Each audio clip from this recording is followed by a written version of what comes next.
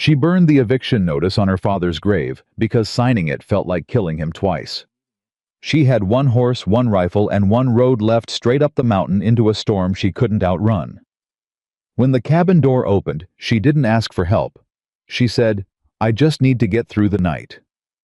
The man standing in the doorway looked at the notice ash still on her fingers and said, "Ma'am, you're going to need more than a night. If this story already has your heart, subscribe to our channel and hit that notification bell. We don't want you to miss a single chapter. Drop your city in the comments below. Let's see how far this mountain reaches." The morning her father went into the ground, Abigail Carter was already behind on 3 months of property tax. She stood at his grave with a shovel still in her hand and a sealed envelope tucked under her arm. The kind of envelope that arrives with 2 men on horseback and gets left on your porch without a knock. She'd found it wedged between the door and the frame before the burial. Read it once, folded it, and put it away. She told herself she'd deal with it after. After never came easy in Montana territory. The summer of 1887 was the kind of summer that cracked the earth and peeled the bark off the fence posts, the kind that made every animal on the ranch move slow and low, like they were trying to stay below the heat. Abigail had been awake since before 4 in the morning. Not from grief, though there was plenty of that, but because the 2 remaining milk cows had gotten into the wire along the north pasture, and one of them was limping by the time she found her. She fixed the wire. She checked the hoof. She brought the cow back in. Then she sat on the milking stool and opened the envelope. Notice of intent to reclaim. Carter Property, Eastern Ridge, Gallatin Valley. Owner of record James Holloway Land and Timber Company. Former deed holder deceased. Surviving claimant has until sunrise July 14th to vacate or sign transfer of title. July 14th was tomorrow. She sat with the paper in her lap for a long time. The cow beside her breathed slow and warm. Outside, the light was just starting to go gray at the edges. She could hear the creek, what was left of it, trickling at the bottom of the south slope. Her father had built this place with his hands. 30 years ago, he had come to this valley with a wagon and a mule and a deed that he had saved 6 years to purchase, and he had worked that land until the land worked back. He had buried her mother here. He had taught Abigail to read by firelight and to ride by the time she was 5. She folded the notice. She walked to the grave, which was still fresh. The dirt hadn't settled yet, and she knelt down and pressed one hand flat against the earth, the way she used to press her hand against his chest when she was small, when she needed to know he was still breathing. Then she held the notice over the small candle lantern she'd brought out for the burial, and she let it burn. She didn't cry. She didn't say a word. She just watched the paper curl and go black, and when the last corner turned to ash, she stood up, brushed her hands on her skirt, and went to saddle her horse. The road into Harlan Creek was 6 miles of rutted clay, and by the time Abigail reached the edge of town, the sun had climbed far enough to be brutal. She tied her horse outside the land office and walked in with her father's original deed folded into her coat pocket. The man behind the counter was named Delbert Crane. He had worked the land office for 11 years, and he wore the same expression every day. Not quite bored, not quite hostile, something in between that Abigail had always found exhausting. "Miss Carter." He looked up from his ledger, looked back down. "I figured you'd come in. I'd like to know on what legal ground Holloway's company is claiming my father's land," she said. She set the deed on the counter. "This deed was registered in 1857. It's clean. There are no liens, no encumbrances, no recorded disputes." Delbert looked at the deed. He didn't touch it. "There's a secondary deed on file," he said. "Recorded 6 weeks ago. Shows a transaction between your father and Holloway Land and Timber, dated March of this year." Abigail felt something go very still inside her. "My father was in the hospital in March," she said. "He had pneumonia. He couldn't lift a pen." "The signature on file matches his hand." Delbert's voice was flat, practiced. "There's a notary stamp. It's in order." "It's forged." Delbert finally looked up. "Miss Carter, I understand you're grieving, but that's a serious accusation and without evidence." "Without evidence," she repeated. She picked up her father's deed. "I want to see the secondary document." "That would require a formal request." "Then I'm making one." It would take 2 to 3 weeks to process. She looked at him for a moment. He didn't flinch, didn't look away.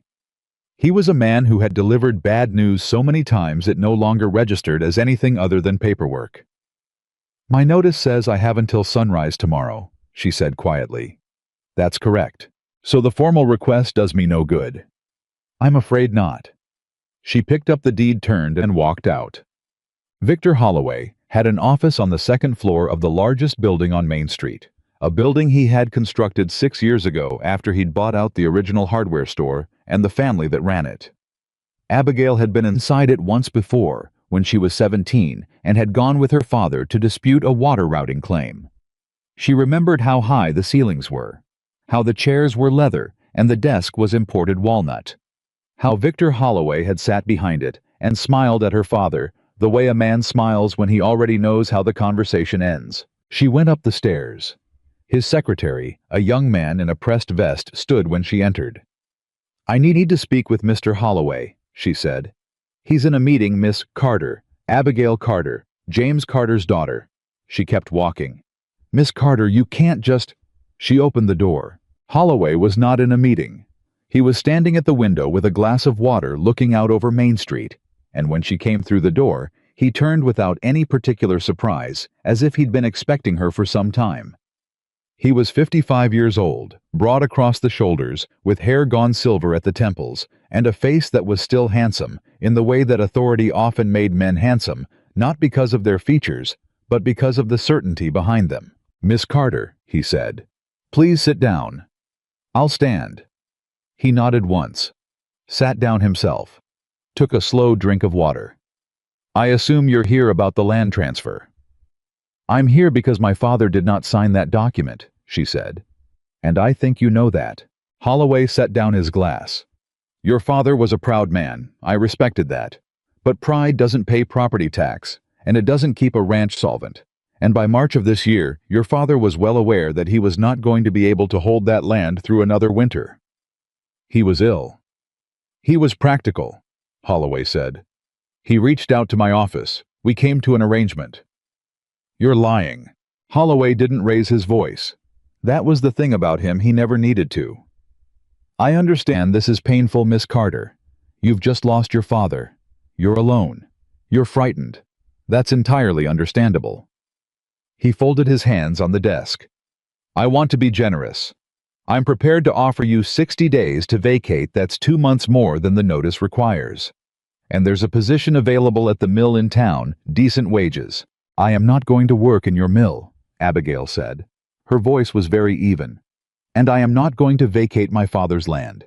And if you think a forged signature and a bought notary are going to hold up when I get an attorney in front of a territorial judge, then you have very badly miscalculated who you're dealing with." Holloway looked at her for a long moment.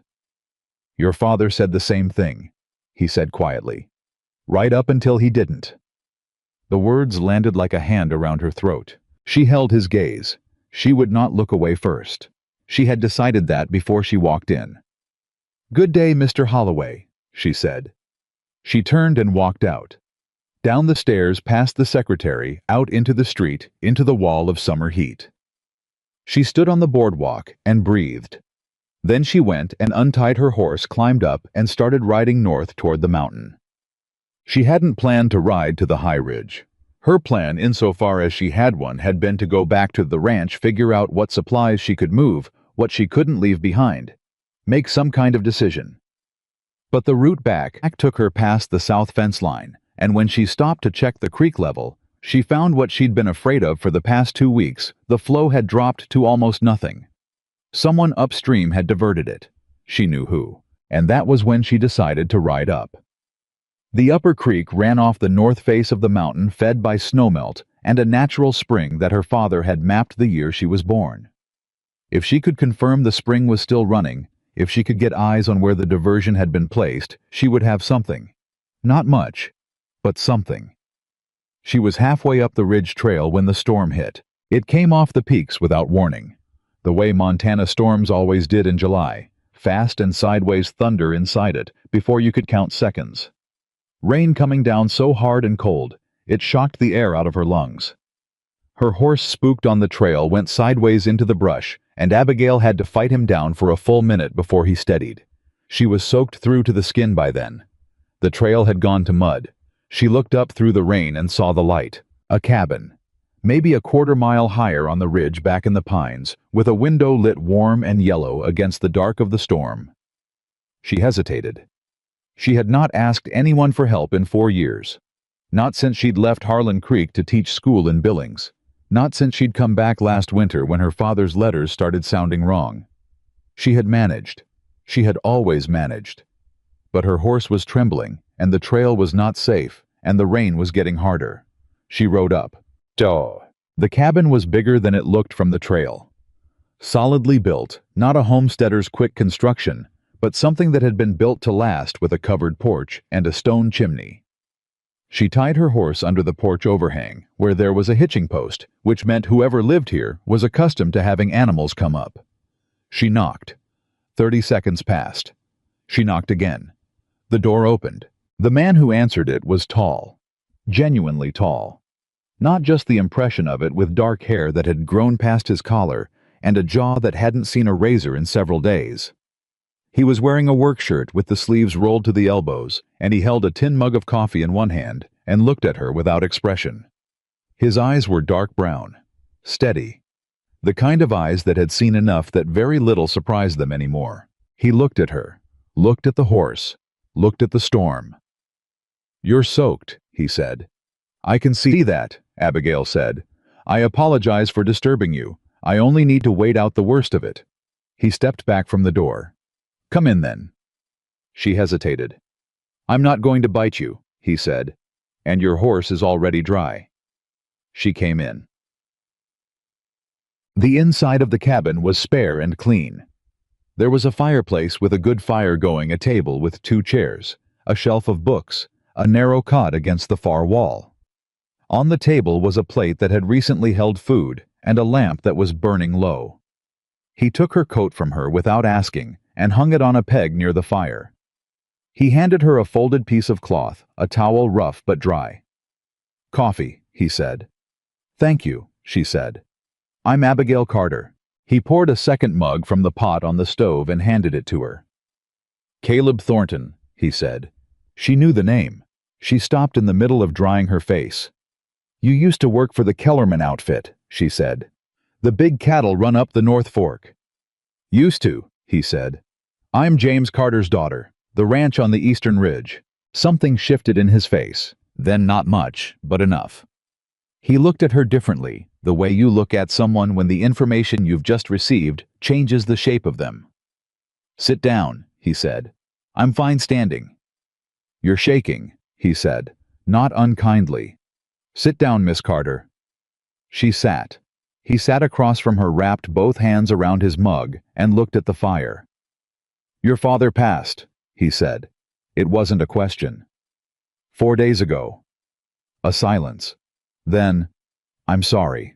Did you know him?" "We spoke a few times, at the feed store, at the creek survey last spring." He paused. "He talked about you, said you were teaching school over in Billings." "I came back in January." She looked at the coffee in her hands. "I didn't make it in time to say." She stopped, started again. "I was 2 days late." Caleb said nothing. He didn't fill the silence with anything, which was, she found, something of a relief. "I received an eviction notice this morning," she said.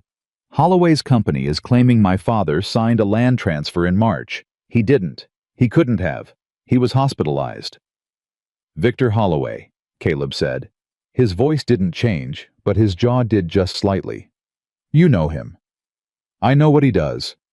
He set down his mug. "How many other families have gotten notices like this one?" Abigail looked at him. "I don't know. I haven't." She paused. "You think there are others? I think Holloway doesn't move on 1 piece of land when he can move on 10. He said it simply, without drama.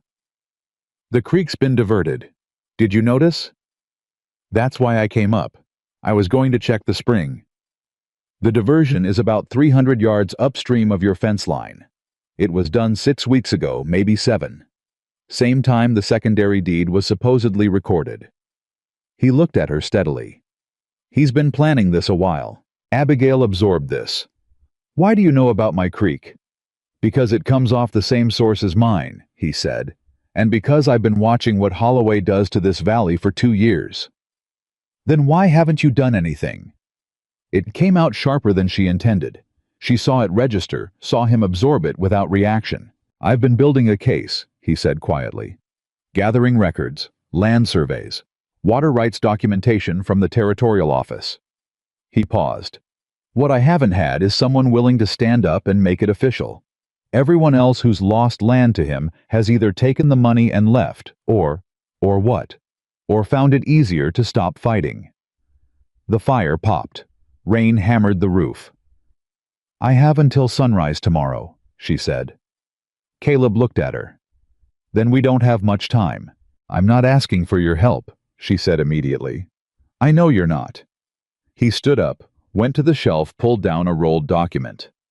I'm offering it anyway.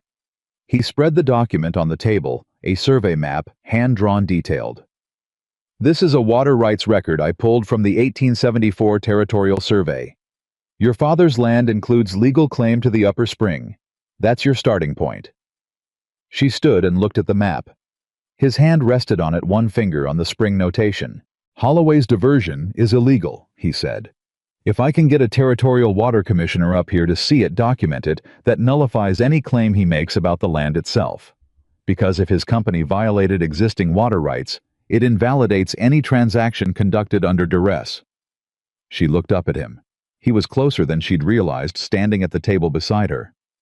You know the law, she said. I had good reason to learn it, he said, after I lost my family's land 10 years ago. Abigail was quiet for a moment. To Holloway. To a man like Holloway, he said. Different name, same method. She looked at him for a long time. He didn't look away, didn't push, didn't add anything. He just waited.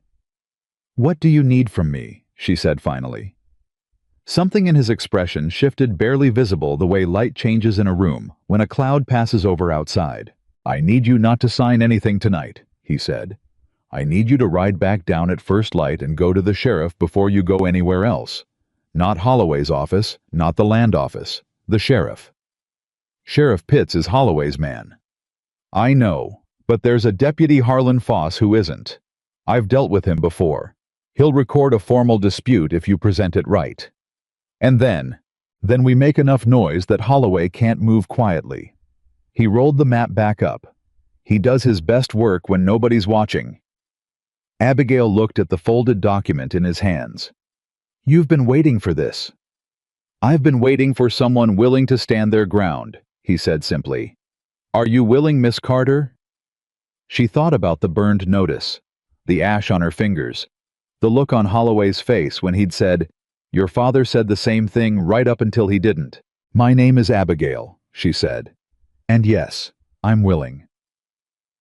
The storm didn't let up until well after midnight. Caleb had offered her the cot and taken the floor himself, and she had argued with him about it for exactly 2 minutes before accepting, because she was tired in a way that went down to her bones, and they both had a great deal of work to start at dawn. She didn't sleep much. She lay in the dark and listened to the fire settle and the rain slow and thought about her father's hands, how they'd looked in January when she'd finally arrived, how thin they'd gotten, how he'd held her hand back with more strength than she expected and said, Don't you let them take what we built, Abigail. You hear me? She heard him, across the room. Caleb's breathing was slow and even. He'd fallen asleep within minutes the way men who worked hard physical lives always could. She envied it. At some point she must have slept because she woke to the smell of coffee and the sound of the fire being stoked. The first gray light was at the window. Caleb was already up, dressed, crouched in front of the fireplace. He looked over his shoulder when she sat up. How'd you take it? He said. What? The coffee. Black is fine. He poured a mug and brought it to her without another word. Then he went to the shelf again and began pulling out papers, documents, maps, pages of handwritten notes, and began sorting them on the table. I'm going to write out a summary of the water rights claim for you to present to Foss, he said. Clear language, no legal jargon. You want him to understand it fast. He looked up. "Can you ride hard?" "Yes." "Then you should go before the sun's fully up. Get to the sheriff's office before the land office opens. If Holloway sees you come into town before he expects you, it'll shake him. Men like him don't do well with surprise." Abigail wrapped her hands around the mug. "What will you do?" "Ride east to Caldwell Station. There's a water commissioner there man named Albright. He owes me a favor, and he's not in Holloway's pocket." He paused. "He can be on your property by tomorrow afternoon if I ride fast." She watched him work. His hands moved through the papers with quiet precision. Nothing wasted, nothing hurried. "Why are you doing this?" she said. He stopped, looked at her. "Because it's right," he said. "That's not an answer." I was quiet for a moment. "Because someone should have done it for my family," he said finally. "And nobody did. And I've spent 10 years trying to figure out if that makes me a man with purpose or just a man who can't let go of old anger." He returned to the papers. "Maybe both." Abigail was quiet. She drank her coffee. Outside the window, the sky was lightening fast, the storm gone clean. "My father used to say that justice and revenge look the same from the outside," she said. "The difference is what it costs you on the inside." Caleb looked at her. For a long moment, he just looked at her the way people look at something they didn't expect to find. "Your father sounds like he was a good man," he said. "He was," she said. "He also would have liked you." She said it plainly, not as a flirtation, just as a truth. He nodded once, a small motion, and looked back down at the papers. "I'll have this ready for you in 20 minutes, he said. "I'll get my horse." She was pulling her coat off the peg when he spoke again. "Miss Carter." "Abigail," she corrected, not turning around. A pause. "Abigail." His voice was different when he said it that way, slightly careful, like a man testing weight on uncertain ground.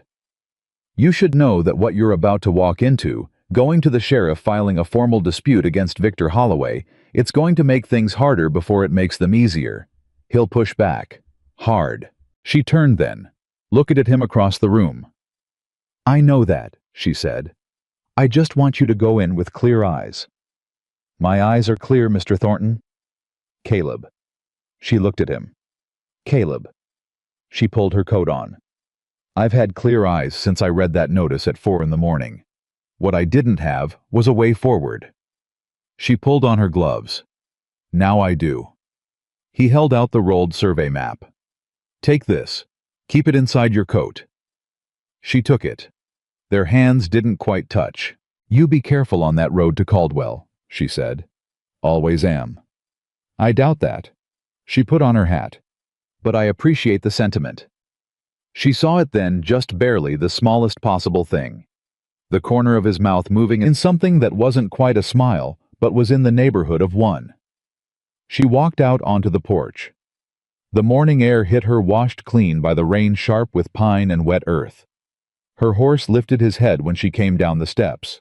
She mounted up, looked back once in the cabin. The lamp was still lit in the window, and she could see Caleb's shape moving inside, gathering papers, preparing. A man who had spent 10 years building a case for justice and waiting for someone to stand up and give it a reason. She turned her horse toward the trail. The sun was clearing the peaks to the east, throwing long gold across the valley below. She rode down hard.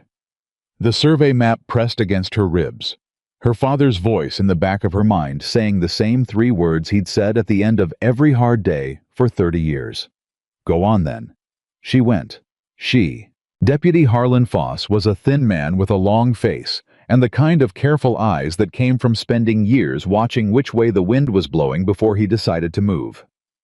He was sweeping the front step of the sheriff's office when Abigail rode in, and he stopped sweeping when he saw her coming hard down the main road with her coat still wet from the night before, and her jaw set in a way that did not suggest she was there for a pleasant conversation. She dismounted before the horse had fully stopped.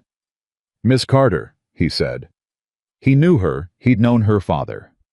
"You're out early." "I need to file a formal land dispute," she said. "And I need you to record it before the land office opens." He leaned the broom against the wall. "Come inside." That was the thing about Harlan Foss. He didn't ask unnecessary questions when someone came to him with that look on their face.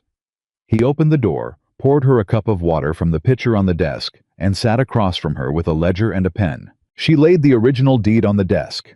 She laid the water rights survey, Caleb's survey, beside it. And then she told him everything from the notice she'd burned to the diversion in the creek, to the secondary deed that Delbert Crane had confirmed existed but refused to let her see. She laid it out clean and straight, no emotion wasted, just facts in order. Foss wrote while she talked.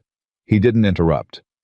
When she finished, he set down his pen and looked at the documents for a long moment. The secondary deed was notarized by Ellis Webb, he said. I don't know who notarized it. I wasn't allowed to see it. Ellis Webb is the only notary in Harlan Creek. Foss's voice was very quiet. He's also Holloway's brother-in-law. The silence between them carried its own weight. Record it anyway, Abigail said. I intend to.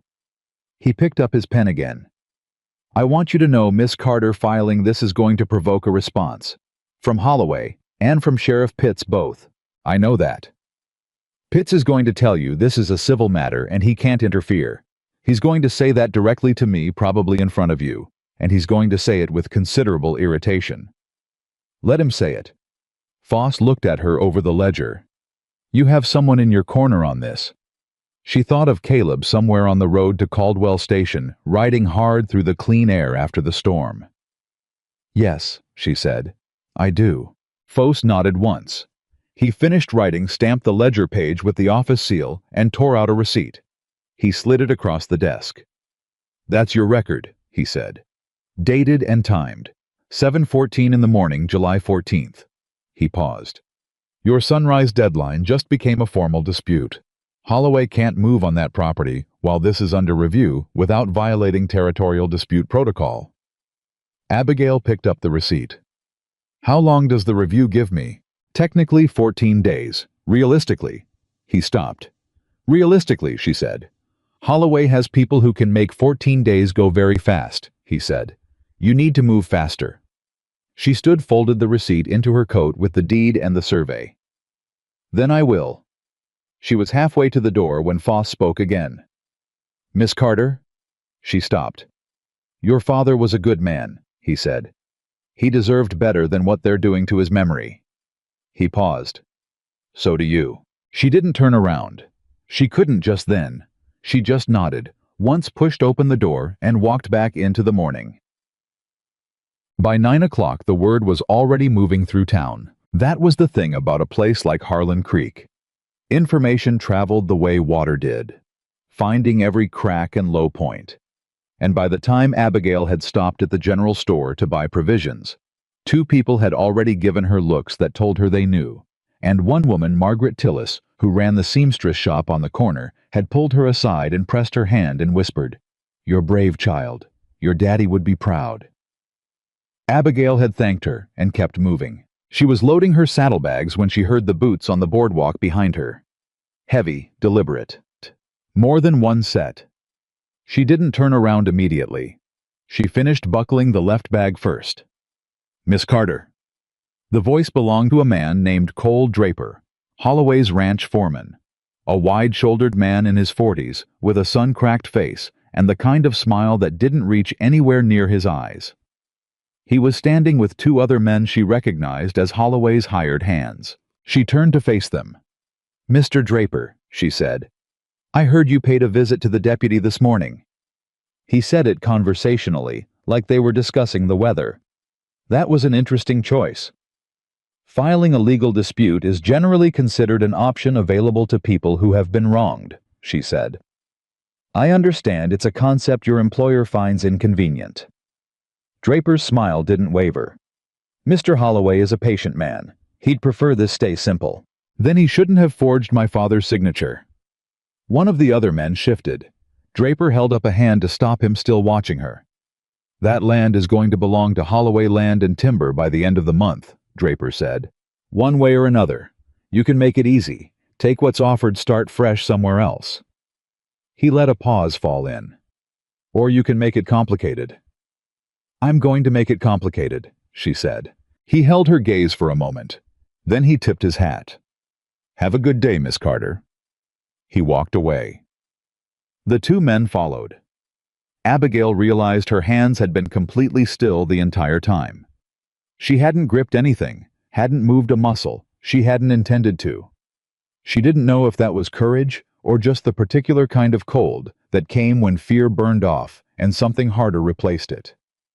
She mounted her horse and rode back toward the ranch. Ruth Carver was waiting on her porch when Abigail came down the east road.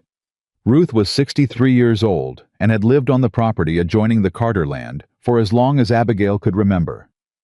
She was a stout woman with silver-streaked hair and the permanent squint of someone who had spent decades working in high-altitude sun. She had brought food to Abigail's door every day since the funeral and had never once asked for thanks. She was holding a folded piece of paper when Abigail rode up. "They came to my place this morning," Ruth said, before Abigail could even dismount. "Two men from Holloway's outfit left this." She held out the paper. Abigail took it. It was a notice of water rights reclassification official looking, with a territorial seal. Informing Ruth Carver that the creek running through the northeast corner of her property had been reclassified as originating on Holloway land and timber holdings, and that any use of said water source now required a fee arrangement with the company. "This is the same creek," Abigail said. "Same source, same water I've been using for 22 years. Ruth's voice was steady, but her eyes were bright with something that was not quite anger and not quite fear, but lived right in between. "They're not after just you, Abigail." Abigail looked down the road toward the ridgeline. She thought about what Caleb had said the night before. "I think Holloway doesn't move on one piece of land when he can move on 10. "How many other families use water from this source?" she asked. Ruth thought for a moment.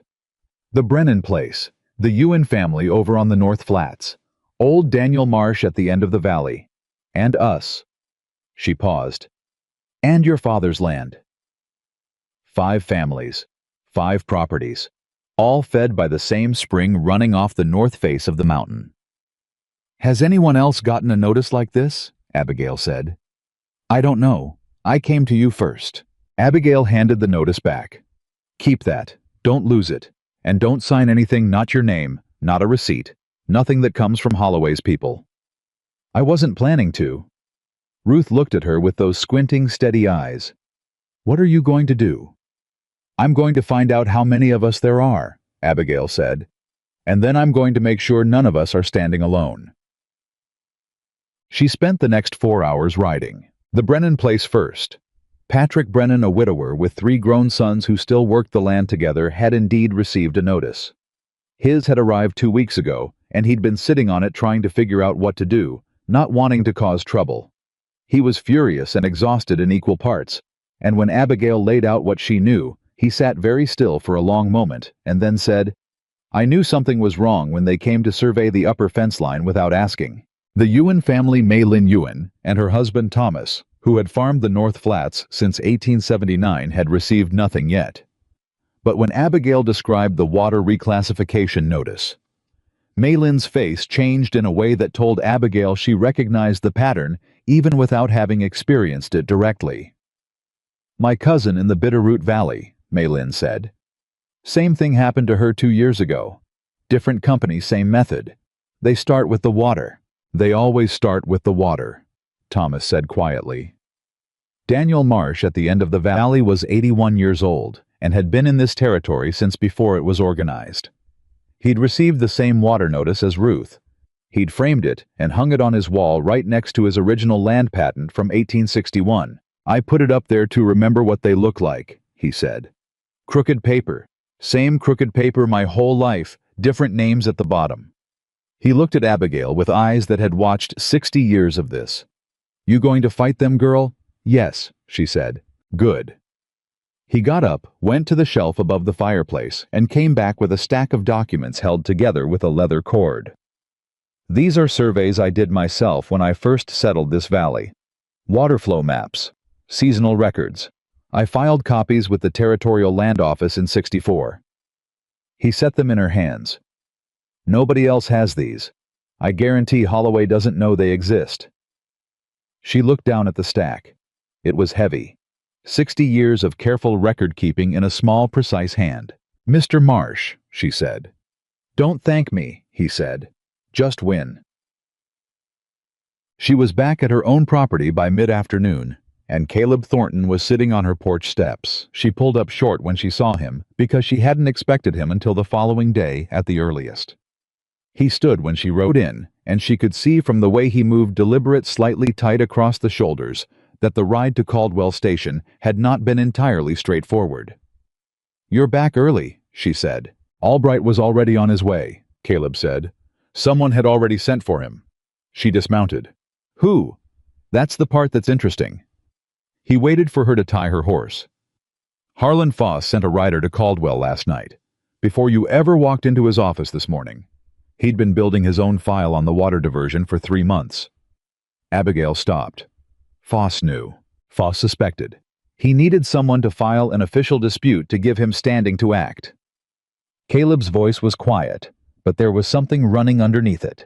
Not quite relief, but the particular feeling of pieces clicking into place after a long wait.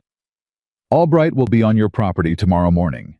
He'll document the diversion officially. That's your legal weapon.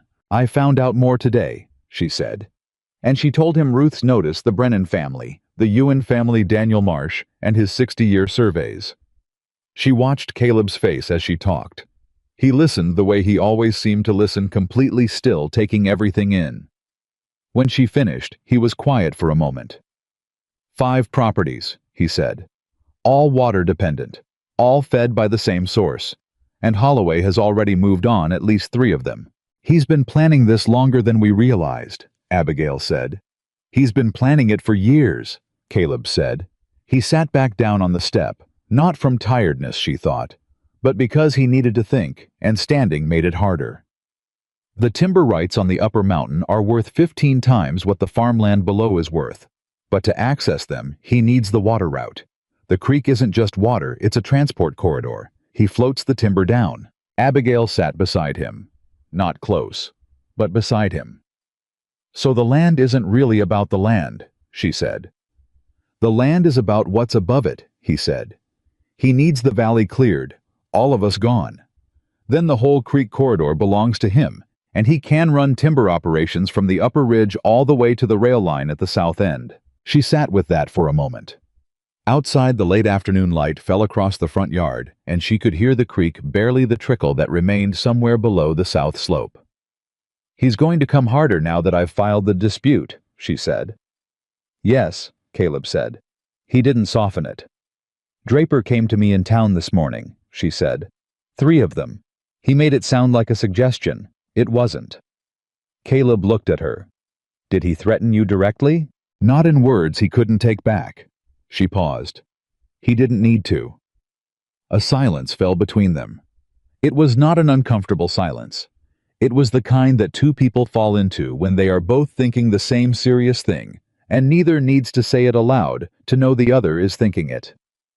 "The Brennans," Caleb said finally. "Patrick's boys, are they steady?"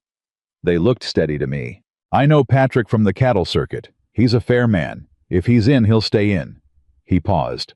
"Marsh's surveys are the most valuable thing you've put your hands on today. If they predate Holloway's territorial filings, they establish prior use rights that no secondary deed can override." "That's what I thought," Abigail said. He looked at her with that same expression she'd seen in the cabin, the slight recalibration, the quiet reassessment. "You've thought about water law," he said. "I taught school for 4 years," she said. "I also read everything I could find about territorial land rights when my father's letters started changing." She looked out toward the south slope. "I knew something was coming. I just didn't know it would come this fast." Caleb was quiet for a moment. "You came back to be with him." "I came back because I thought I had time." She kept her voice level. "I didn't." He said nothing. He didn't try to fix it or soften it or redirect it, and she was grateful for that. She was very tired of people trying to make her feel better about things that could not be made better. "We need to bring the families together," she said. "All 5 of us. 1 meeting. Before Albright arrives, so we're unified when we present to him." "Tomorrow evening," Caleb said. "Here if you're willing. This is the central property easiest for everyone to reach. Here, she agreed. She looked at him. Will you speak at the meeting? You should speak at the meeting, he said. They need to follow you, not me. I'm an outsider to most of them. You know the law better than any of us. Then I'll stand beside you and answer questions. He paused, and something shifted briefly in his expression, something that came and went too fast for her to read it clearly. If that's acceptable. It's acceptable, she said. That evening, he stayed. He hadn't planned to, she suspected. There had been a moment after they'd agreed on the meeting when he'd stood and looked toward the trail, the way a man looks when he's deciding whether to go. But the light was going, and there was still work to do. She had Marsh's documents to sort and categorize, and he had maps to cross-reference, and eventually the decision was made without either of them making it formally. She made supper. It was simple beans and cornbread, and the last of the dried venison from the smokehouse, and she set 2 plates on the table without comment, and he sat down without comment, and they ate while spreading Marsh's surveys across the cleared half of the table. At some point, she became aware that she had not eaten a meal with another person in this house since January, when her father was still alive. The realization moved through her quietly. Caleb set down his fork and pointed to a notation on the 1871 survey. Here. Marsh marked the secondary spring. I missed it in my own surveys because it's on the east side of the ridge. It doesn't show on the main water map, but it feeds the same creek system lower down.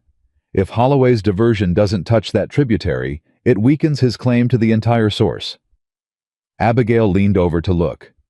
Can Albright verify the tributary independently? If we show him where to look. He traced a line on the map with one finger. It's about a half-mile up from your north fence. I can take him there directly. I'll come, she said. He looked up. She was very close. The map was between them, her head near his shoulder, and he looked at her for a moment before he nodded. All right, he said. She straightened, looked back at the documents. You should know, she said, that I don't entirely understand why you're doing this. I told you. Because it's right, she said. Yes, but there are a great many right things a man can do from a distance. You've come down from your mountain. She looked at him directly. I want to know why. He was quiet for a long time, long enough that she thought he might not answer. Because watching from a distance didn't stop anything, he said finally. 10 years ago I watched. I told myself I was gathering information, building a case, waiting for the right moment. He looked at the map. The right moment never came because I never made it come. And my family lost everything. He paused. I'm not going to do that again. Abigail looked at him for a moment. What happened to your family? She said. He folded the map, set it aside. My father built up land in the Bitterroot. Not big, 40 acres, a good house, cattle enough to make a living. There was a company came in wanting the timber rights above us. They went through a partner man named Stokes, who worked the legal angles the same way Holloway does. Forged documents bought officials reclassified water sources. He stopped. By the time my father understood what was happening, they'd already filed the secondary deed. The county judge was their man. We lost the hearing in 20 minutes. How old were you? 28. He looked at his hands. My father was 64. He'd worked that land for 30 years. After the ruling, he stopped again, started differently. He didn't recover from it. He was gone within the year. The silence was different now, heavier, more honest. I'm sorry, Abigail said. She said it the way he'd said it to her, simply without decoration. That's why I know what Holloway is, he said. And that's why I'm here, Miss Carter. Abigail, she said quietly. He looked up. You said my name right this morning, she said. Don't go back. Something moved across his face, careful, restrained, but unmistakably present. Abigail, he said. She turned back to the documents. Now, show me where you think the tributary is on the Marsh survey. He did not stay the night this time. Around 10 o'clock, he gathered his maps, put on his coat, and said he would ride back up the mountain and return by morning before Albright arrived. She walked him to the door. Lock this, he said. I wasn't planning not to. I mean tonight, not just at bedtime, all of it. He looked at the doorframe, then at her. Draper came to you in daylight. He won't necessarily feel limited to daylight. She absorbed this. You think he'd come to the property. I think Holloway has a great deal at stake and a very short window. I think he's going to do something before Albright arrives, and I think he'll try to do it in a way that doesn't leave tracks. His voice was steady, but she heard the weight under it. Don't go out after dark. Keep the rifle close. I have a rifle, she said. I know. Do you know how to use it? My father taught me when I was 8. He nodded, picked up his hat from the peg. Caleb, she said. He stopped with his hand on the door. What you told me tonight, she said. About your father. I won't repeat it. He looked at her over his shoulder. I know, he said. I wouldn't have said it if I thought you would. He went out into the dark. She heard his horse move away from the hitching post, heard the hoofbeats going up toward the ridge trail, heard them fade into the night. She locked the door, checked the windows, sat down at the table with Marsh's documents and her father's deed and the water rights survey, and the lamp turned low. She thought about what Caleb had said. Watching from a distance didn't stop anything, and she thought about her father's voice saying, Don't you let them take what we built. And she thought about 5 families, 5 properties, 5 sets of water rights, 60 years of surveys, and 1 water commissioner arriving at sunrise. She was frightened. She knew that. She was not going to pretend otherwise to herself. But fear and action were not mutually exclusive, and she had known that since she was a child. Her father had taught her that too. She picked up her pen and began to write out a clear account of everything. Everything she had learned, everyone she had spoken to, every document in her possession, in a hand as steady as she could make it. If something happened before morning, someone needed to know exactly where to start. She wrote until the lamp ran low. Then she banked the fire, checked the locks one more time, and lay down on her bed with the rifle on the floor beside her. She did not sleep. She was still awake 2 hours later when she heard it, a sound that was not the wind, and not an animal, and not the natural settling of the house. Something on the south side of the property. She was on her feet before she was fully conscious of standing. The rifle was in her hands. She moved to the window, slowly staying to the side of the frame, and looked out into the dark. She saw the orange glow first, small at the base of the south fence, growing. Someone had set fire to her fence line. She pulled on her boots. She was out the back door in 30 seconds with the rifle and a bucket, and every instinct her father had ever built into her firing at once. She ran toward the glow, and she did not look behind her, and she did not call for help, and she did not stop. She was James Carter's daughter, and this was her land, and she would not let them burn it. Not tonight. Not ever. She put the fire out herself. It took 40 minutes, 2 full buckets from the well, and the last of her strength, but she put it out. The south fence was burned through in 2 places. The posts charred down to nothing. The wire warped from the heat, but the grass had been too green from the storm the night before to catch the way whoever set it had planned. They'd wanted a bigger fire. They'd wanted her running, panicking, making mistakes.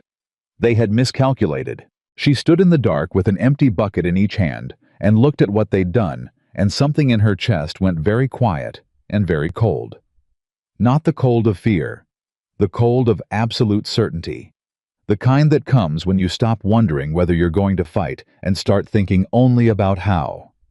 She went back inside, washed her hands, sat at the table. At sunrise. She was still sitting there when she heard hoofbeats on the trail, Caleb coming down from the mountain earlier than he'd said, the way she'd half expected he would. She heard him pull up outside, heard him stop, heard the pause that meant he'd seen the fence. He came through the door without knocking. Abigail. I'm all right, she said. He looked at her. Then he looked at her hands, which were red from the well rope, and slightly blistered on the right palm from grabbing a fence post in the dark. He pulled a chair to face hers and sat down. Tell me what happened, he said. She told him. All of it, straight through the sound she'd heard, and the glow she'd seen, and the 40 minutes with the buckets. He listened without moving. When she finished, he reached out and turned her right hand palm up and looked at the burn without touching it. "You should put something on that," he said. "I will, after Albright gets here." She pulled her hand back. "They wanted me to run." "I know. Or they wanted to destroy the documents." She looked at the table where her papers were still stacked neatly where she'd left them. "They didn't know where I kept them." "This is going to keep escalating," Caleb said. His voice was very level. "You understand that. Last night was a warning.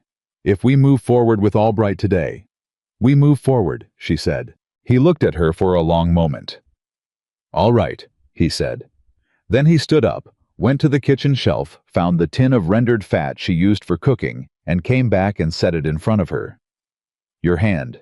Now, before Albright arrives." She looked at the tin, then at him. "I'm not helpless," she said. "No," he said. "You're also not fireproof. Put something on your hand." She took the tin. Albright arrived 2 hours after sunrise. He was a compact man in his 50s, with a gray mustache and territorial commissioner's credentials that he wore with the ease of someone who'd had them long enough to stop being impressed by them. He shook Abigail's hand. First looked at the blistered palm. Said nothing. Shook it anyway, and then he shook Caleb's hand and said, "You built a better case than I expected from your letter." "I had more to work with than I expected," Caleb said, and looked briefly at Abigail. Albright walked the south fence first before anything else, and he spent a long time looking at the burn pattern without speaking. Then he said to no one in particular, "That was deliberate and recent." He wrote something in his ledger. Then he said, "Show me the diversion." They rode to the creek. Caleb had been right about the location 300 yards upstream of the Carter fence line. A rough dam of cut timber and packed earth had been forced across the flow, redirecting nearly all the water into a channel that ran west away from the valley properties and toward the base of the upper ridge. It was not subtle work. It was efficient work, the work of men who didn't expect to be challenged. Albright spent 45 minutes at the diversion site. He measured. He photographed with the small camera he carried. He took water samples from both sides of the dam. He didn't ask many questions, but the ones he asked were precise, and Caleb answered them with the same precision. At one point, Albright crouched at the edge of the diverted channel and said, "This was built at least 6 weeks ago. The timber's already weathered." He looked up at Caleb. "You documented the original flow." "Monthly records for the past 18 months, Caleb said. He pulled the rolled papers from his saddlebag. "Flow rates, seasonal variations, source notation. And these," he added Marsh's surveys to the stack. 60 years of continuous use records filed with the Territorial Office in 1864. Albright took the stack. He stood up. He was quiet for a moment that stretched long enough to feel significant. "This is prior use," he said. "Clear and documented. No secondary deed overrides 60 years of continuous use rights combined with an original land patent." He looked at Abigail. "Miss Carter, do you understand what that means?" "It means Holloway's claim is invalid," she said. "It means more than that," Albright said. "It means any diversion of this water source conducted without the consent of all prior use holders is an illegal seizure of water rights under territorial law.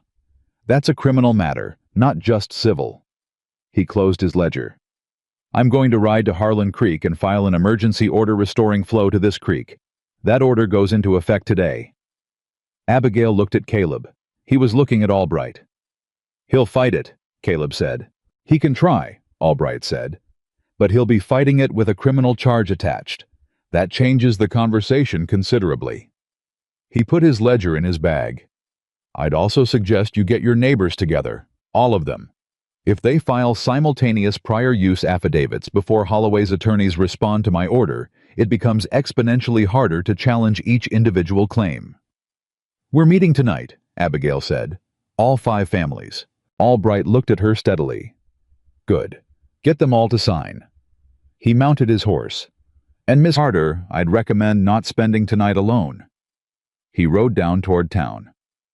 The meeting that evening was not what Abigail had expected, and she had not expected something easy. Patrick Brennan came with all three of his sons. Ruth Carver came with her neighbor, an older man named Gus Harwick, who had a property on the valley's western edge that nobody had mentioned yet. A sixth family, another water user, another person who had not yet received a notice, but who understood with perfect clarity that he was next. Maylin Ewan came with Thomas and their eldest daughter, who was 19 and sharp-eyed, and took notes throughout on a small pad. Daniel Marsh came last, slowly with a cane, and sat in the best chair because Patrick Brennan got up and offered it to him without being asked. Caleb stood near the back wall.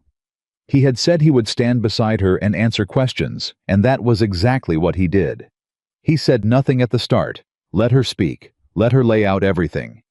Albright's order, the prior use documentation, the forged deed, the criminal implications of the diversion. He watched the room while she talked.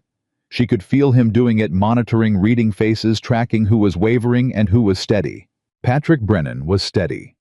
He leaned forward with his arms on his knees and his jaw set, and when she finished he said, "What do we sign, and when?" Thomas Ewan said, "We need to understand what happens if Holloway retaliates before the order goes through." That was the real question in the room. Abigail knew it, and she answered it directly. "He very likely will retaliate," she said. "I'm not going to tell you otherwise. He burned my fence last night." The room went tight. "He's trying to make us afraid," she said. "He's been doing that for years to all of us individually, one family at a time. That's how he wins, not by being stronger, but by keeping us from standing in the same room." She looked around at them. "We're in the same room now," Daniel Marsh said from his chair. "I've watched this valley for 60 years. I have watched powerful men come in with money, and lawyers, and paper, and promises, and I have watched them break this community apart, one piece at a time. I am 81 years old, and I am very tired of watching." He looked at Abigail. "I'll sign whatever you put in front of me." Ruth said same. Gus Harwick said same. The Brennan sons looked at their father. He nodded. "Same," Patrick said. Maylin Ewan looked at her daughter, who looked up from the notepad and gave a small firm nod. Thomas said, "We're in." Abigail had brought the affidavit forms that Albright had left with her. She passed them around the table. Caleb moved from the back wall to assist, quietly answering the questions about specific legal language that people weren't sure how to interpret. She watched him with them, how he spoke to Patrick Brennan, man to man, how he explained the water rights notation to Maylin's daughter, without condescension, how he sat with Daniel Marsh for a full 10 minutes, going through the old man's survey notations to ensure they matched the affidavit correctly. He did not take over. He did not make himself the center of anything. He moved like a man who understood that his job in this room was to hold the structure while she held the people, and he did it without needing to be asked. When every form was signed and collected, Abigail looked at the table, 6 families, 12 signatures, 60 years of documented prior use, and Albright's emergency order riding toward the territorial office. For the first time since she'd read the eviction notice by candlelight 3 mornings ago, she felt the ground under her feet. They were gone by 9 o'clock. Caleb stacked the signed affidavits and wrapped them carefully in oilcloth and set them in the middle of the table where they could both see them. "You should take those up the mountain tonight," Abigail said, "in case they come back." He looked at her. "I'm not going up the mountain tonight." "Caleb, Abigail." He said it quietly, but with the particular weight of a man who has already made a decision and is not going to be argued out of it. "Someone set fire to your fence last night. I am not leaving you here alone." She started to speak. He raised one hand, not a dismissive gesture, a requesting one. "Don't tell me you don't need it," he said. "I know you can handle yourself. That's not the point." He set the oilcloth bundle down. "The point is, you shouldn't have to handle it alone. There's a difference." She looked at him for a moment. The lamp between them was burning low, and outside the window the night was very dark and very quiet. "All right," she said. He nodded, picked up the bundle. "I'll take the porch. I'll hear anything that comes before it gets close. Caleb." She waited until he looked at her. "Thank you. For tonight. For all of it." Something moved through his expression, Complicated, restrained, real. "Get some sleep," he said. "Tomorrow's going to be harder." He was right. It was. Holloway's response to Albright's emergency order arrived at 7 in the morning in the form of a letter delivered by a courier to every property in the valley simultaneously. Abigail read hers on the porch while Caleb stood beside her. The letter was from Holloway's attorney, a man named Garrett Price, who operated out of the territorial capital. It was 4 pages long and dense with legal language, but the substance of it was simple. Holloway Land and Timber was filing a counter-challenge to the emergency order, alleging that the prior use claims were fraudulent, that Marsh's surveys had been falsified, and that the water diversion had been conducted with the full legal consent of the Territorial Land Office. And then the last paragraph. Abigail read it twice. "He's filed criminal charges," she said, "against me." Caleb took the letter, read it. His face went very still. "Fraudulent filing," she said. "He's claiming I fabricated the water rights dispute and filed a false affidavit with Albright to obstruct a legitimate business transaction." Her voice was steady. Her hands were not entirely. "He's going to have me arrested." "No," Caleb said. "He's going to try." He folded the letter. "There's a difference." He looked up. "This is what he does when he can't win on the evidence. He turns the accused into the accuser, makes you defend yourself instead of attacking him." He handed the letter back. "We need to get to Foss before his people get to Sheriff Pitts." They were on horseback in 4 minutes. It was already too late for that particular race. They came around the corner onto Main Street and saw Sheriff Pitts standing outside the land office with Cole Draper and a man in a city suit who could only be Garrett Price, and all 3 of them were watching Abigail ride in with the particular quality of attention that people give to something they've been waiting for. Pitts was a large man with a red face, and the kind of authority that came from never having been seriously challenged. He stepped into the road when she pulled up. "Miss Carter," he said, "I need you to come with me." "On what charge?" she said. "Fraudulent filing of a territorial water rights claim," he said. "We can do this easy or we can do it harder. Your choice." "She'll come in voluntarily," Caleb said from beside her. His voice was calm, absolutely calm. "And her attorney will be present." Pitts looked at him. "She doesn't have an attorney." "She will by the time we reach your office," Caleb said. "I'd strongly recommend you wait." Price, the city attorney, stepped forward. He was a trim man with silver hair and the polished manner of someone who charged significant fees and knew it. "Mr. Thornton," he said, "I know who you are. I know what you've been doing up on that mountain for 2 years. And I want to be very clear, what you've constructed here is a conspiracy to defraud a legitimate land acquisition, and we will be pursuing charges against you as well." The street had gone very quiet. People on the boardwalk had stopped. A woman outside the dry goods store was watching. 2 men from the mill had come out to look. Caleb looked at Price without blinking. "My name is Caleb Thornton. My father was Robert Thornton of the Bitterroot Valley. In 1877, your current client or someone working on his behalf facilitated the illegal seizure of my family's land, using the same methods you are attempting to use in this valley today." He said it clearly, without heat, like he was reading testimony into the record. "I've been building that case for 10 years. I have documentation you don't know about. And when the territorial court hears it, it will change every conversation you are planning to have." Price's expression didn't change, but something behind it did. "That's a significant claim," Price said. "It's a documented one," Caleb said. "Would you like to discuss it here, or would you prefer I present it to the territorial circuit judge when he arrives next week?" A pause, long enough to mean something. Pitts looked at Price. Price looked at Draper. Draper looked at nothing in particular. "Bring her in," Price said finally. "Voluntary appearance, no cuffs." Abigail swung down from her horse. She looked at Caleb. "I'm going in," she said. "Get Foss." "I'll be 10 minutes behind you," he said. She handed him her reins and walked toward the sheriff's office without looking at Price or Draper or Pitts, without looking at the people on the boardwalk who were watching, without looking at anything but the door ahead of her. She heard behind her Draper say something low to the man beside him. She heard Caleb's voice respond 2 words too quiet to make out. Then she heard Draper go silent. She kept walking. The inside of the sheriff's office smelled like old coffee and pipe smoke. Pitts sat behind his desk. Price sat to the left. A young deputy Abigail didn't know stood by the back wall with his arms crossed. Price opened a leather satchel and withdrew a document. He set it on the desk. This is the counter-affidavit filed this morning. It alleges that the water rights surveys presented to Commissioner Albright were falsified and that the prior use claims are fraudulent.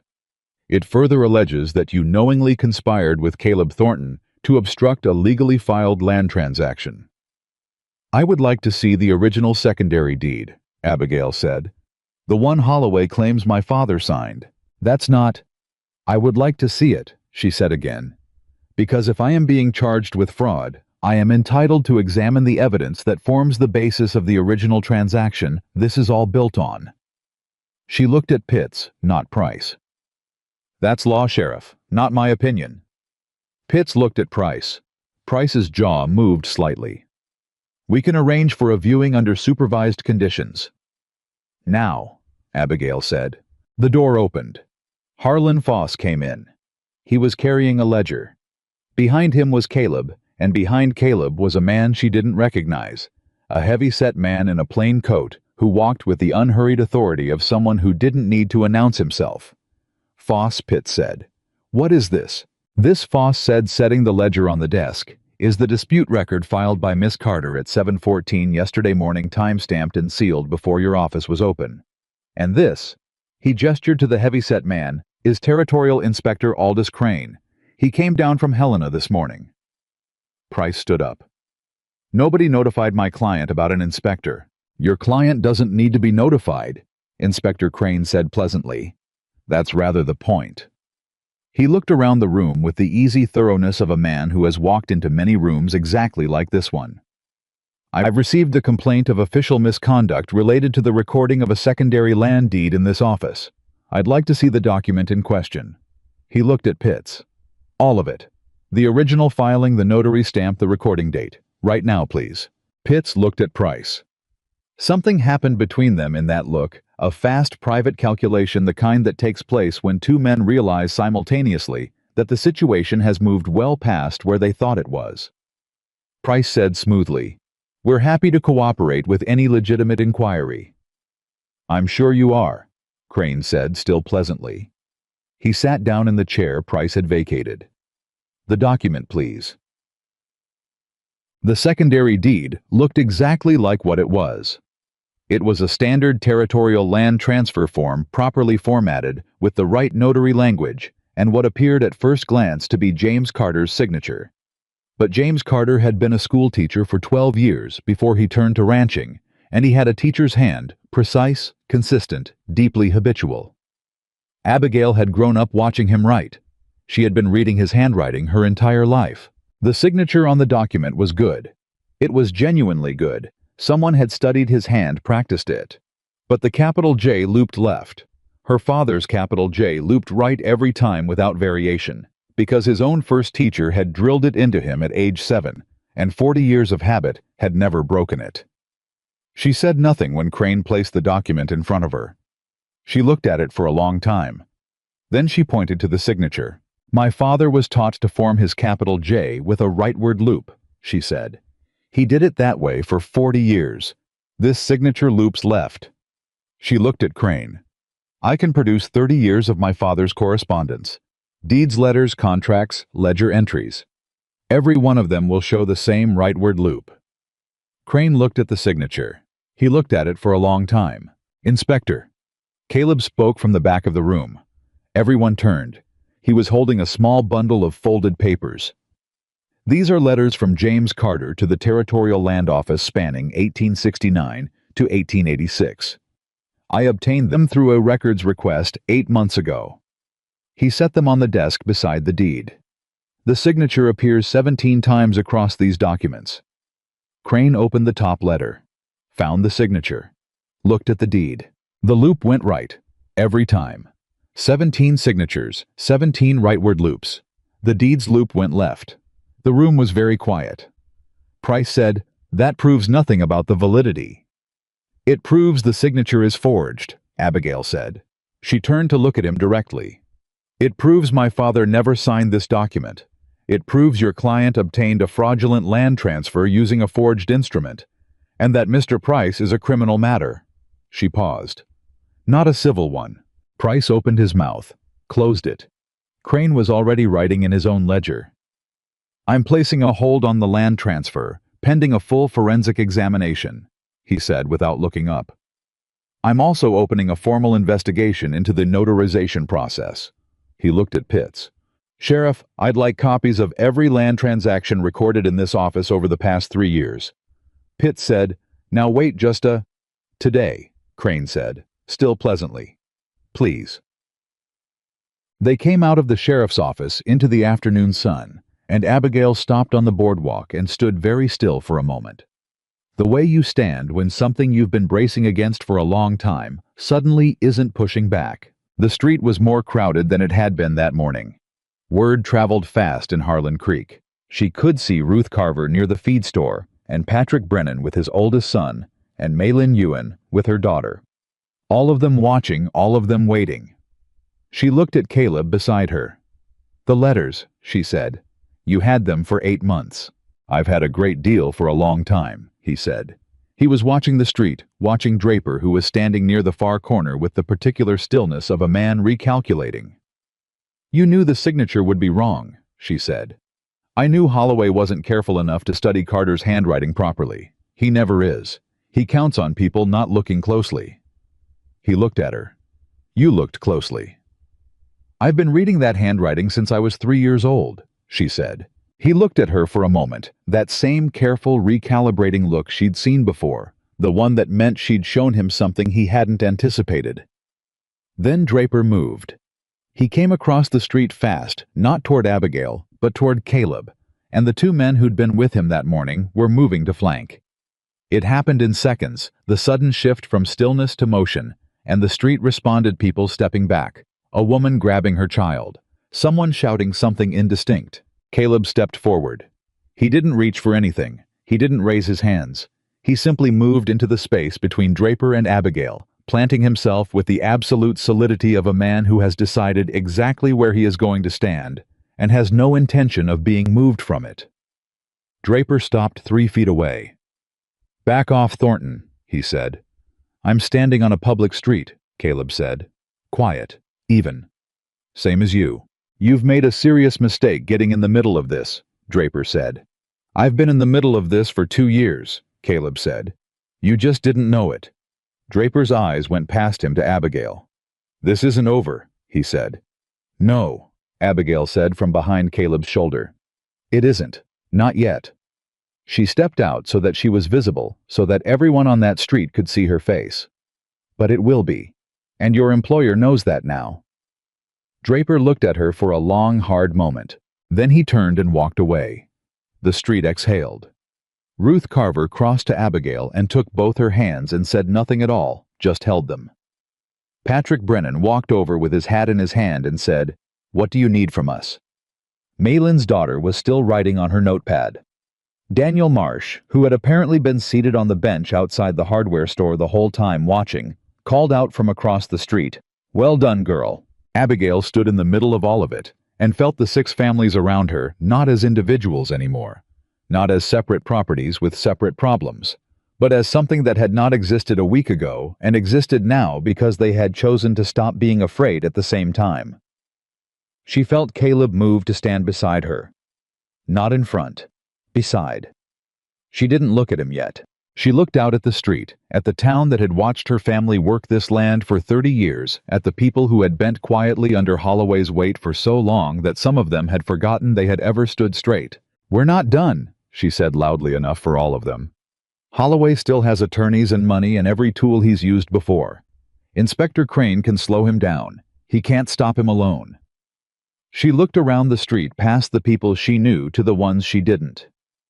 But a criminal investigation, a documented forgery, 6 families standing together with 60 years of prior use records, that's not something you buy your way out of quietly. Nobody said anything. But nobody walked away either. That was enough. For now. Caleb said beside her low enough that only she could hear. He's going to make one more move, before the circuit judge arrives. He's not the kind of man who accepts this quietly. I know, she said. It's going to be bigger than a fence fire. She looked at him. I know that too. His jaw tightened slightly. Are you scared? She thought about it honestly, the way she'd learned to think about hard things directly, without flinching away. Yes, she said. Good, he said quietly. So am I. He looked at the street. That means we're paying attention. She looked at him. Really looked at him. Standing there in the afternoon light, with the whole complicated weight of 10 years of waiting and purpose and grief, and something newer and less nameable. And she thought that her father would have called him a man worth knowing, which was the highest thing her father ever said about anyone. She turned back to the street. Then let's pay attention, she said, and behind the far corner of Main Street out of sight, but not out of knowing. Victor Holloway stood and watched the street empty and understood for the first time in a very long time that something had shifted in this valley. He had felt it shift. He went back inside. He picked up his pen. He began to write. The letter Holloway wrote that night arrived at 6 properties simultaneously the following morning. Abigail read hers at the kitchen table with Caleb standing behind her, and the content of it was not what she expected, which meant Holloway had done exactly what he'd intended surprised her. She had braced for another legal threat, another attorney's language, another maneuver through the system he'd been using against them. Instead, the letter was personal. 2 paragraphs handwritten in a steady, unhurried hand. It said that Victor Holloway wished to meet with Abigail Carter directly. No attorneys, no officials. A private conversation at his office the following morning. It said he believed the situation had been allowed to escalate beyond what either party had intended, and that he was prepared to discuss a resolution that would be in his word equitable. It said in the final line that he hoped she would come alone. She set it down. Don't go, Caleb said. I know, she said. Abigail, I said I know. She looked up at him. I'm not going to walk into his office alone. I'm not naive. She looked back at the letter. But I want to understand why he sent it. Caleb pulled out the chair across from her and sat down. He's watching the ground shift under him. Crane's investigation is moving faster than he anticipated. The forged signature gives the territorial court something concrete. It's not a dispute about water rights percentages anymore. It's a criminal forgery case, and that changes every calculation he has. He paused. He wants to offer you something before the court takes the decision out of his hands. He wants to buy me out, or scare you out.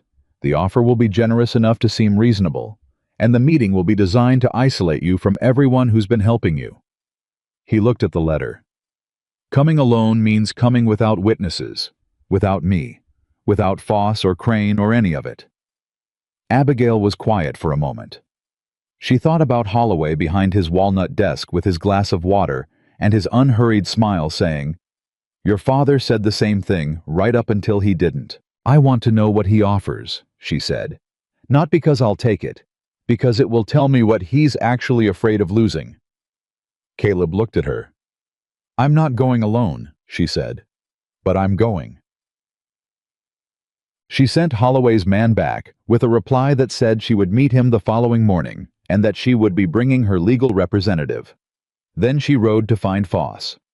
Harlan Foss read the letter twice, handed it back, and said, He's going to try to split you from the others. Whatever he offers you, it won't extend to the Brennans, or the Ewans, or Marsh. It'll be designed to make you look like you chose your own comfort over the community. I know that, Abigail said. Then why go? Because Caleb thinks he's scared, she said. And a scared man says things a confident man wouldn't. Foss considered this. Crane got back to me this morning, he said. The forensic examination of the deed is moving faster than expected. Apparently the ink used on the signature doesn't match the ink used on the body of the document. Different composition. Someone signed it at a different time than when the document was drawn up probably using a different pen. He looked at her steadily. That's not just forgery. That's premeditated fraud. Crane is escalating to the territorial prosecutor's office. Abigail absorbed this. How long? 3 days, maybe 4. The circuit judge is due Friday. He paused. If Holloway knows this, and he likely does, this morning's meeting request makes sense. He has a 3-day window to settle privately before the criminal charges become public record. Then we have 3 days to make sure he doesn't settle anything, she said. Whatever he offers me tomorrow, I need it witnessed. I need every word of it on record. Foss looked at her for a long moment. Then he opened his desk drawer and produced a small notebook. I've been taking private notes on Holloway's activities for 14 months, he said. Things I've seen, things I've heard, things people have told me that I couldn't act on alone. He set the notebook on the desk between them. I want you to read this before you go into that meeting, so you know exactly what you're walking into. She picked it up. Why are you giving me this now? Foss was quiet for a moment. Because your father came to me 3 years ago, he said. He'd noticed something wrong with the water flow. He asked me to look into it. I told him I would. He looked at his hands. I waited too long. I kept telling myself I needed more. More evidence, more backing, more certainty.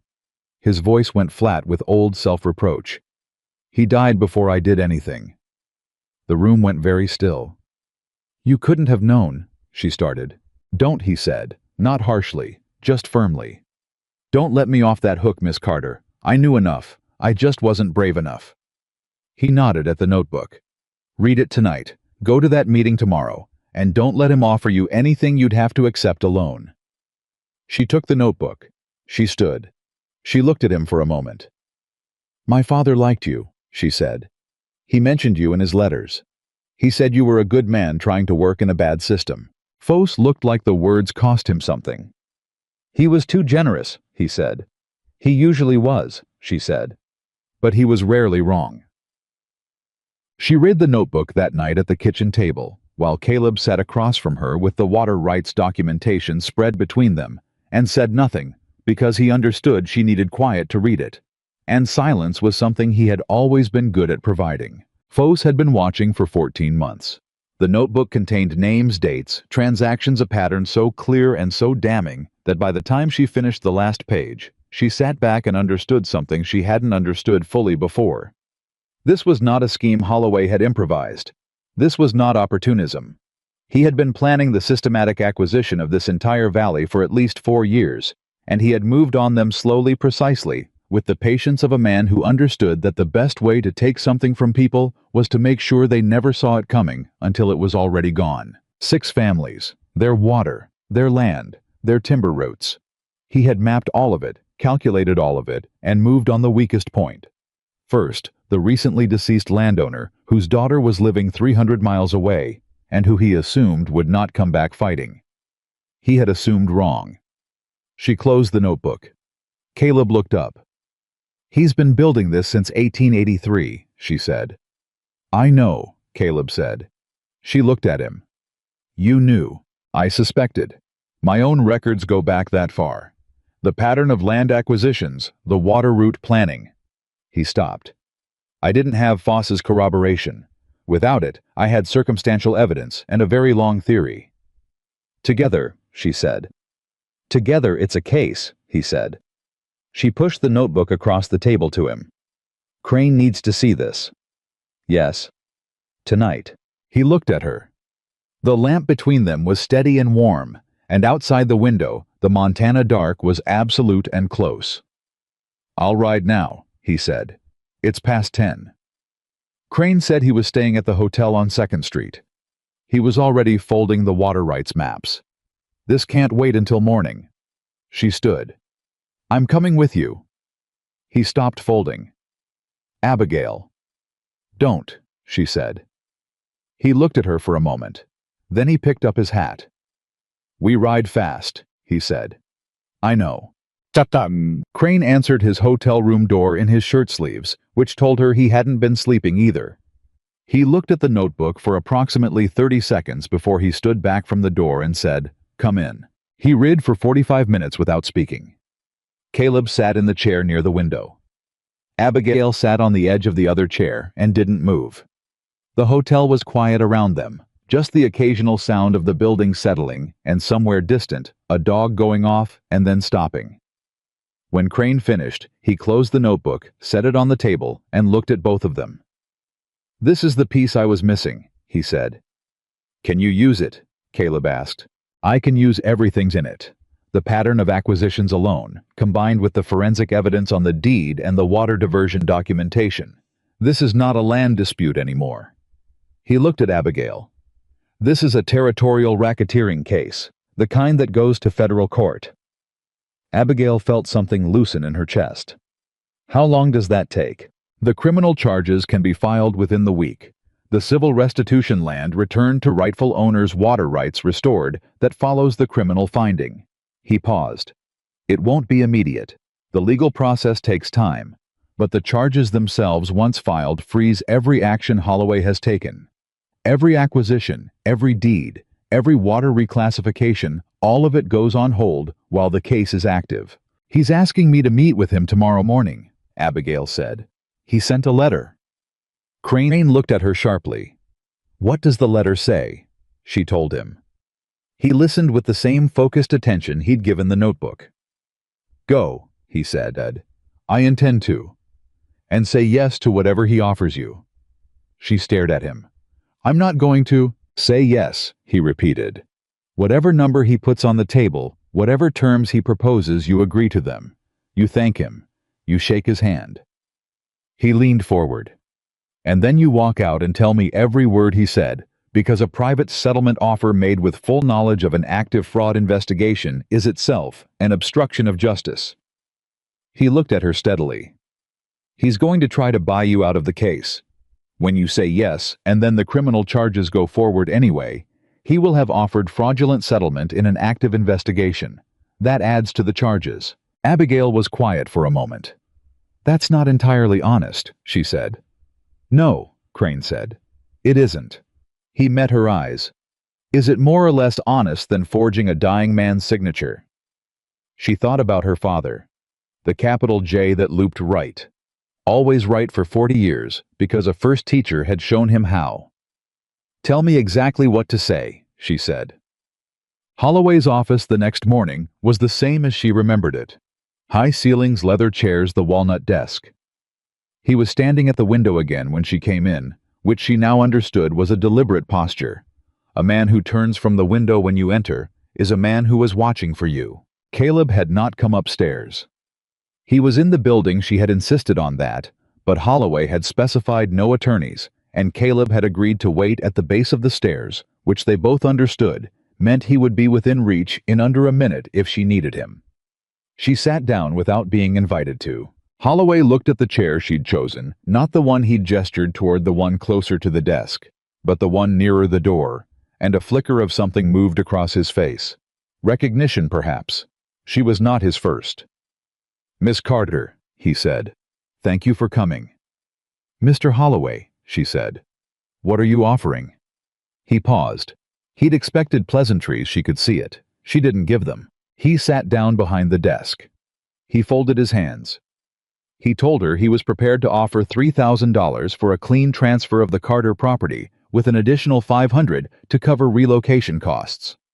He said he was also prepared to drop any pending legal counterclaims against her personally. He said the water reclassification on Ruth Carver's property would be reviewed. He said he wanted this resolved quietly. $3,500 for 30 years of her family's life. She thought about what Crane had told her to do. She looked at her hands. She thought about her father's voice. "Don't you let them take what we built, Abigail." Then she thought about what Crane had said. About obstruction, about adding to the charges. She looked up at Holloway. "I accept," she said. Something shifted in his expression, relief primarily underneath the composed surface of it. "I'll have my attorney draw up." "I have one condition," she said. He paused. "The other families," she said. "The Brennans, the Ewens, Ruth Carver, Daniel Marsh, Gus Harwick. The water reclassification notices are withdrawn. All of them. and the water diversion is removed within 48 hours. She looked at him steadily. Those are my terms. He was quiet for a moment. That's beyond the scope of what I was prepared to discuss today. Then we don't have a discussion, she said. Another pause. She could see him calculating how much this cost him, how much the alternative cost him more. I can agree to review the water notices, he said. Withdrawn, she said. Not reviewed, withdrawn. He looked at her with something new in his expression. Not the confident authority from their first meeting, not the smiling certainty of a man who already knew how the conversation ended. Something more careful than that. You're not here to settle, he said quietly. Are you? She looked at him. She did not answer. Someone got to you, he said. The inspector, Foss. His jaw tightened. Thornton. I'm here because you asked me to come, she said. He stood up. Slowly. Whatever Crane told you, he can prove he can't. I have attorneys who have fought every territorial inspector this office has ever sent, and I have won every time. Whatever documents you think you've assembled, I have more. Whatever community solidarity you think you've built it will fracture the moment the legal bills arrive. He leaned forward on the desk. I want you to hear me clearly, Miss Carter. I have been doing this for 25 years. I know how this ends. So do I, she said. She stood, looked at him across the desk. My father did not sign that deed. You know that. I know that. And in 4 days a federal court will know that. And everything you've built in this valley, every piece of land, every water, right? Every forged document will be subject to a racketeering investigation that will take years to untangle. She picked up her coat. You asked me to come alone because you thought I was easier to manage without witnesses. You thought that what I wanted was money and safety and a way out. She looked at him directly. What I want is what was my father's. And I'm going to get it back. Not just for me. For all of them. She walked to the door. Miss Carter. His voice had changed. The certainty was gone from it. She stopped, didn't turn. Your father was a stubborn man, he said. Yes, she said. He was. She opened the door and walked out. Caleb was at the bottom of the stairs. He read her face before she said a word and handed her her coat without speaking. They walked out of the building and into the street, and she told him every word of it, word for word, exactly as Crane had asked her to, and he listened without interrupting until she finished. He knows, Caleb said. He knows the case is real. Yes. He's going to do something in the next 24 hours, before Friday. I know. She looked up at him. The families. We need to warn them. Already sent word this morning, he said. Patrick Brennan has his sons watching the fence lines. Ruth Carver is staying with the Ewans tonight. She looked at him. You thought ahead. I've been thinking ahead for 2 years, he said. I just didn't have enough people on the right side of the line. She almost said something then. She stopped herself because the middle of Main Street at 10 in the morning was not the place for whatever it was she was almost going to say. She said instead, We need to be at Crane's office when it opens.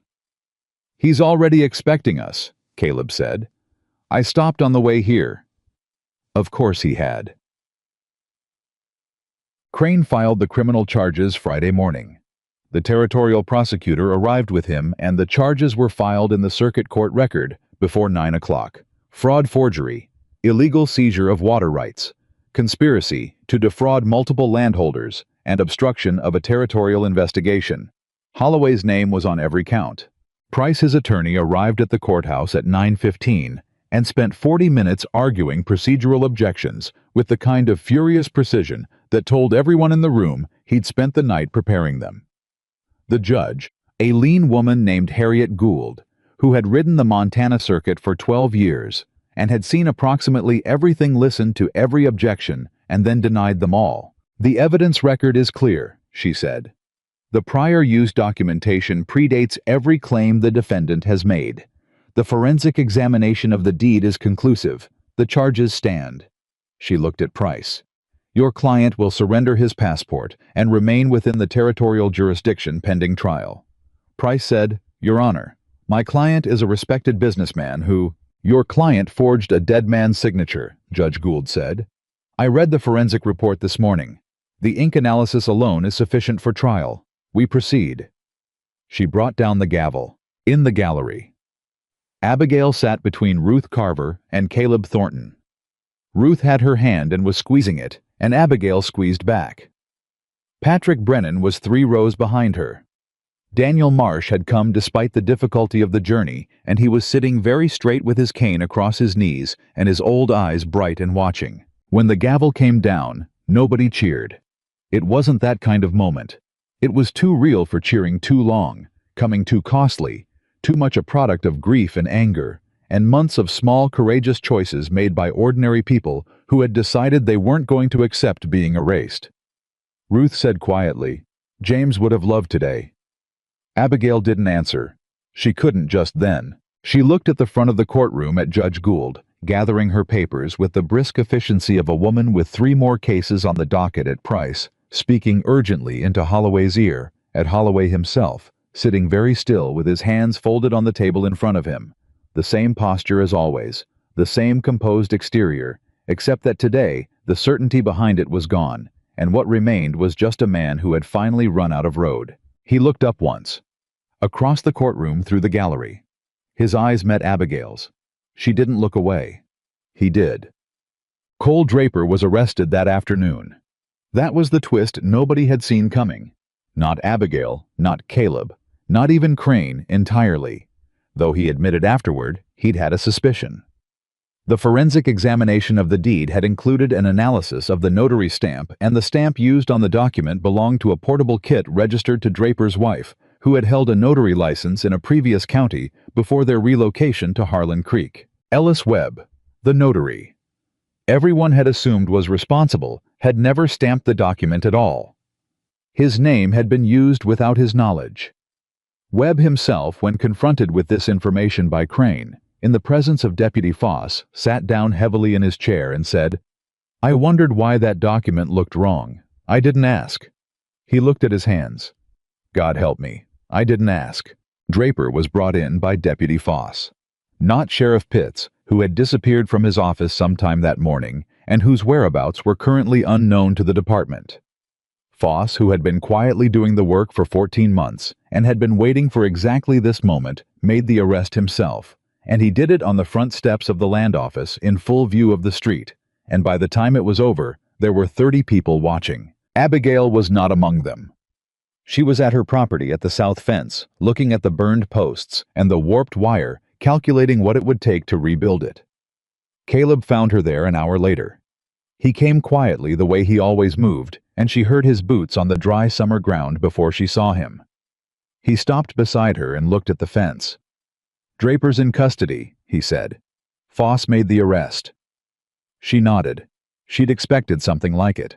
"Pitts is gone," he added. "Nobody knows where yet." "He ran," she said. "Likely." She crouched down and touched one of the burned posts. The char came off on her fingers, black and dry. "I need to replace these," she said. "I know." "The wire's not worth saving. I'll need new wire." "Brennan's boys have wire," Caleb said. "Patrick offered this morning." She looked up at him. He was watching her with that steady, quiet look she had come to recognize as his version of concern, not the performative kind, not the kind that demanded she respond in a particular way, just genuine and present, and entirely without expectation. "It's done," she said. "Isn't it? The main part of it." "The criminal case is started," he said carefully. "The trial will take time, the civil restitution. But it's done," she said again. "He can't take the land now, any of it. The charges freeze everything." "Yes," he said. "It's done." She stood up. She looked at the fence. She thought about everything it had cost her father's last month spent watching something he couldn't fully name coming toward them.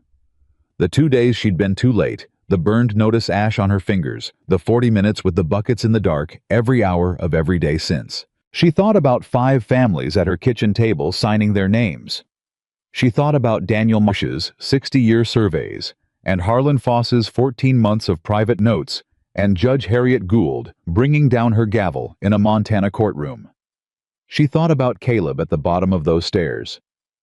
"I need to tell you something," she said. He waited. "When I rode up the mountain in the storm," she said, "I wasn't going to knock on that door. I sat on my horse in front of your cabin for 2 full minutes talking myself into it." She looked at him. "I'd made myself believe for so long that asking for help meant I couldn't handle things, that needing anyone was weakness." She paused. "I almost turned around." He was very still. "I'm glad I didn't," she said. He looked at her for a long moment. The afternoon light fell across his face, and she could see every line of the 10 years in it, the patience and the grief and the long work of it, and underneath all of that, something newer and less certain and alive. "I'm glad you knocked," he said. His voice was very quiet. She looked at him. He looked at her. "I owe you an apology," she said. "The first night. I said I didn't need a man to save me." "You were right," he said. "I was rude about it. You were scared and alone," he said. "And you'd just burned your eviction notice on your father's grave." A pause. "I didn't take it personally." "You should have," she said. "A little."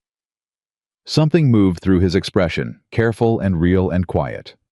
"Maybe a little," he said. She almost laughed. She didn't quite, but it was close and he saw it, and the corner of his mouth moved in that way she'd catalogued, without intending to the smallest, most restrained suggestion of a smile that somehow said more than a full one would have. "The fence," she said, looking back at the burned posts. "The fence," he agreed. "Will you help me rebuild it?" He looked at her. "Yes," he said, simply, without conditions or caveats or the careful distance he'd kept between himself and everything that mattered for 10 years. Just yes. She turned back to the fence and began calculating posts, and he stood beside her and listened, and the Montana summer went on around them, hot and loud with insects and wind, the same as it had always been, the same as it would go on being, and the creek below the south slope was running again. The diversion removed that morning by order of the territorial court, and the sound of it carried up through the dry summer air like something given back. The trial lasted 11 days. Abigail was present for every one of them. She sat in the second row of the circuit courtroom each morning before the gallery filled with her father's original deed, folded in her coat pocket, the way she'd carried it since the beginning. Not because it was needed anymore, not because Judge Gould required it, but because it was the thing her father had saved 6 years to buy, and she intended to carry it until the day came when she could put it back where it belonged.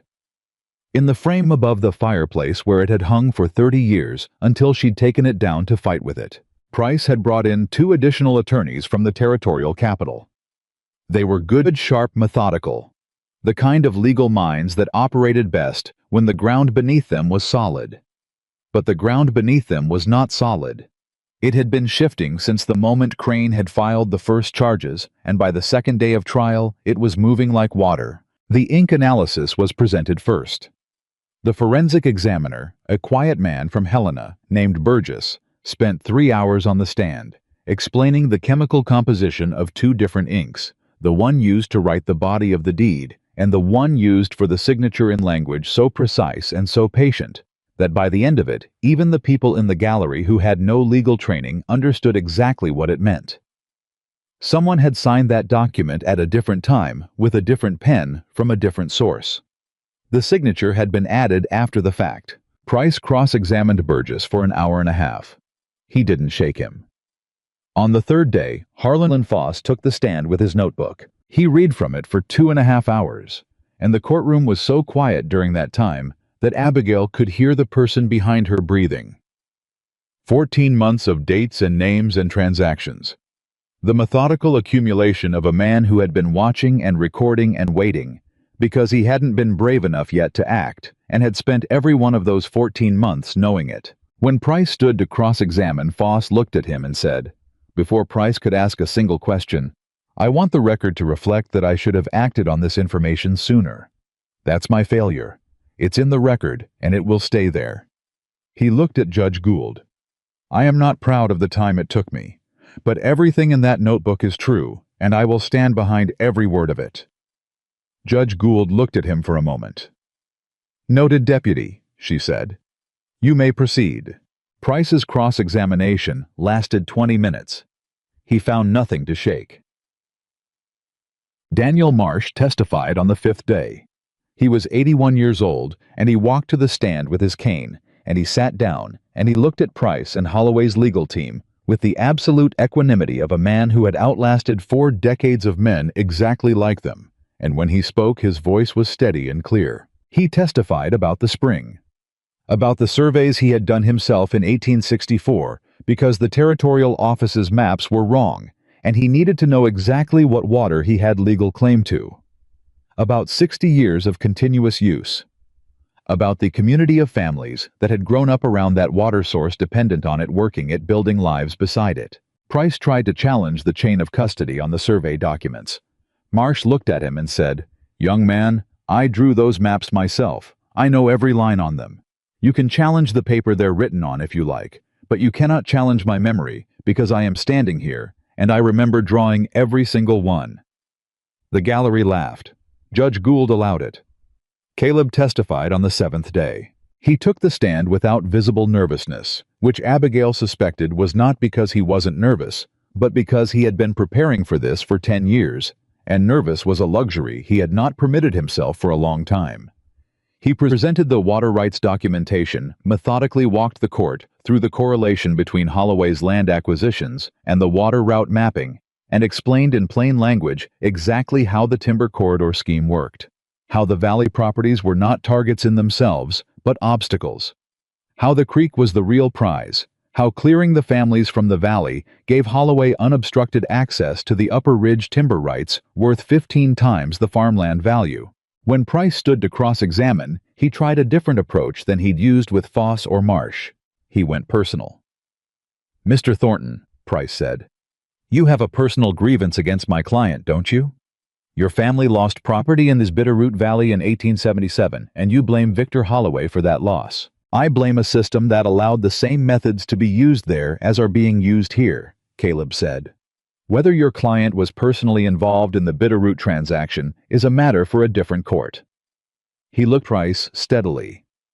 "What I can testify to is what I have observed and documented in this valley over 2 years.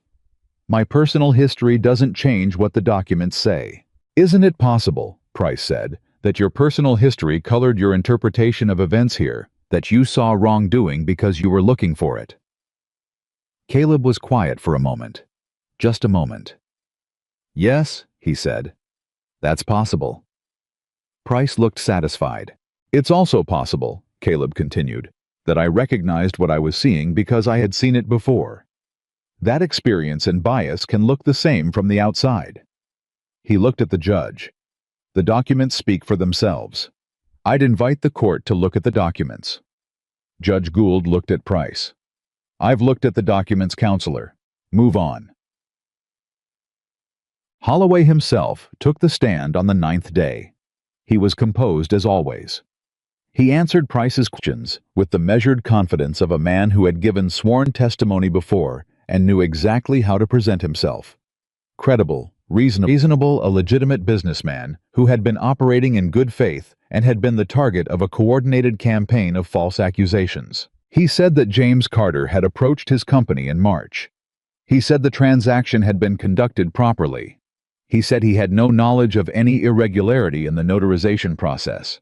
He said Cole Draper had acted outside the scope of his authority, and that Holloway himself could not be held responsible for an employee's independent actions. He said all of this smoothly, unhurriedly, and it was well prepared. Then Abigail was called to the stand. She had not known she would be called. Crane had told her it was possible, but not certain. When the prosecutor said her name, she stood and walked to the front of the courtroom and sat down, and she looked at Holloway once directly across the distance between the witness stand and the defense table, and then she turned to face the prosecutor. He asked her about her father's health in March, about the hospitalization, about the dates. He asked her about the signature, about the rightward loop, about the 30 years of her father's correspondence. She answered every question clearly and without hesitation, because she had been living with these answers for weeks, and they were true, and truth did not require rehearsal. Then Price stood for cross-examination. I was gentler with her than she expected. Respectful almost. She understood why she was a recently bereaved daughter, and the jury was watching, and he was too experienced to make the mistake of attacking her directly. Instead, he asked about Caleb. "Miss Carter, how long have you known Caleb Thornton?" "Approximately 3 weeks," she said. "And in those 3 weeks, Mr. Thornton has been instrumental in organizing your legal case, has he not? He has provided documentation and expertise, yes. He has also been present at your property on multiple occasions, including overnight." The courtroom went very still. She looked at Price. She understood exactly what he was doing, and she felt a clean, cold anger move through her. Not the kind that made you lose your footing, but the kind that made everything sharper. "Mr. Thornton stayed on my property on 2 occasions to ensure my safety after an arson attack on my fence line," she said. "An arson attack that has since been attributed to Mr. Draper, who is currently in custody." She kept her voice completely even. "Is there a question about the documents, Mr. Price? Because that's what I testified about." A sound moved through the gallery. Not quite laughter, not quite approval, something in between. Judge Gould said nothing. She was watching Price. Price moved on. The verdict came on the 11th day, and it was not a surprise, but the weight of it was still something Abigail was not entirely prepared for. Guilty on all counts. She heard the words and felt Ruth Carver grip her arm from the left, and felt from her right side the warmth of Caleb standing very close, not touching. Just present the way he was always present. The way she had come to understand was simply how he existed in the world when he cared about something. Holloway received the verdict with the same composed exterior he had maintained throughout. But when Judge Gould began detailing the civil remedies, the land returns, the water rights restorations, the reparation payments to each affected family, something in his face finally moved. It was not quite grief. It was not quite rage. It was the expression of a man who had genuinely believed that the machinery he had built was larger than any force that could be assembled against it, and was now confronting the fact that he had been wrong. Judge Gould ordered the immediate restoration of all diverted water rights. She ordered the fraudulent land transfers nullified. She ordered reparation payments to all 6 families based on assessed damages. She ordered Holloway Land and Timber dissolved as a corporate entity pending the resolution of the criminal sentencing. Then she looked at the courtroom. At the gallery full of Valley families and Harlan Creek residents who had watched 11 days of testimony and evidence with the particular attention of people whose own lives were woven into the story being told. "This court finds," she said, "that the systematic targeting of rural landholders through forged documentation, illegal water diversion, and deliberate obstruction of territorial process represents not merely individual criminal conduct, but an assault on the foundational principles of property rights that this territory exists to protect." She set down her papers. "The communities of this valley are restored to their lawful standing, and this court is adjourned." She brought down the gavel, and this time the gallery did not stay quiet. Afterward, on the courthouse steps. In the July heat, it was nearly the same date as when it had all begun. The anniversary of the notice, the anniversary of the storm. Abigail stood with all 6 families around her, and felt the particular exhaustion that comes after a very long fight finally ends. Patrick Brennan shook her hand and held it for a moment and said, "Your father raised you right, Miss Carter." Ruth Carver hugged her and didn't let go for a full minute, and didn't say anything at all, which was more than enough.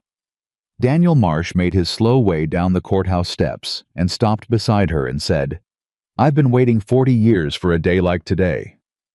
He looked at her with his old, clear eyes. "Didn't know it would take a 27-year-old schoolteacher to finally make it happen." "It took all of us," Abigail said. "Yes," he said, "but it started with you." He tipped his hat. "Your daddy would be very proud." She stood very still after he said it. She held it the way you hold something you have needed to hear for a long time and were afraid you might never get to. Malin Ewan's daughter pressed a folded paper into her hand. Abigail looked at it, a full account of every day of the trial, written in that neat, precise hand. Every testimony and ruling and procedural development recorded with the thoroughness of someone who understood that history needed to be kept by the people who lived it. "For the record," the girl said, "so it doesn't get forgotten." "Thank you," Abigail said. "What's your name?" "Clara," she said. "Clara Ewan." "Clara." Abigail folded the paper carefully. "You should be a lawyer." Clara Ewan looked at her with those sharp, steady eyes. "I intend to be," she said. Caleb found her 10 minutes later, standing at the edge of the courthouse square, where the shade from the building fell long and cool across the ground. The crowd had thinned, families drifting back toward their horses and wagons, the ordinary business of the afternoon reasserting itself after 11 days of everything else. He stopped beside her. She heard him before she saw him. She had learned the particular sound of the way he moved, the quiet deliberateness of it. "How are you?" he said. "I don't know yet," she said honestly. "Ask me tomorrow." He was quiet for a moment. "That's fair." She looked at him. He was watching the square, watching the last of the families go, watching Foss speak to Crane near the courthouse door, watching the ordinary town resume itself. "You're thinking about leaving," she said. He looked at her. He didn't deny it. "The case is done," he said. "Holloway is finished. The families have their land back." He paused. "There's no particular reason for me to stay." She looked at him for a long moment. She had been thinking about this for days, knowing it was coming, trying to decide what she wanted to say, and whether she had any right to say it. "You built a cabin on a mountain in this valley," she said. "You've been here for 2 years. You have more reason to stay than almost anyone." "That cabin was a place to work from," he said. "I built it for the case." "You built it because you needed somewhere to be," she said. "And you stayed because this valley was worth fighting for." She looked at him directly. "Those are 2 different reasons, and they're both true." His jaw moved slightly. He was working something out. She could see it, the internal negotiation between what he'd told himself for 10 years and what was actually true. "Abigail," he said. "Don't," she said. "Don't tell me you're a man who moves on. Don't tell me you don't know how to stay somewhere. You've been staying on that mountain for 2 years building something. That's not a man who moves on. That's a man who didn't have something worth staying for." She paused. "Yet." The word landed between them and stayed there. He looked at her. The afternoon light was in his face, and she could see everything, the 10 years of it, the careful distance he'd built and maintained. The thing that had been changing in him since the night she'd knocked on his door in a storm and refused to be easy about any of it. "That's not a fair argument," he said. "No," she said. "It isn't." She held his gaze. "I'm not known for fighting fair. I burned an eviction notice on my father's grave and rode up a mountain in a lightning storm and walked into Victor Holloway's office twice. Fair was never really my strategy." He looked at her for a long time. Something was loosening in him. She could see it, the way you see ice start to move in a thaw, the shift that starts small and then cannot be stopped. "I don't know how to do this," he said quietly. Not a deflection of fact, offered plainly with the kind of honesty she'd come to understand, was the only language he really trusted. "Neither do I," she said. "I taught school in Billings for 4 years and came home too late and spent 3 weeks fighting a criminal land scheme. I haven't had a great deal of time for this." She gestured between them. "Whatever this is." "It's something," he said. "Yes," she said. "It is." Howe was quiet. Then, "I don't want to leave." "Then don't," she said. "It's not that simple." "Caleb." She waited until he looked at her. "You told me that watching from a distance didn't stop anything. That you spent 10 years learning that. You stood in the middle of this valley and chose to stop watching." She paused. "Stop watching now too." He looked at her with those dark, steady eyes that had seen enough to be careful about everything, and she could feel him at the edge of something. The same edge she'd stood at when she'd raised her hand to knock on a stranger's door in a storm, because it was the only way forward. "I rebuilt your fence," he said. "You helped rebuild my fence," she said. "There's a difference." The corner of his mouth moved. She felt it like a small warm thing. "You're not going to make this easy," he said. "Was I ever?" she said. He laughed.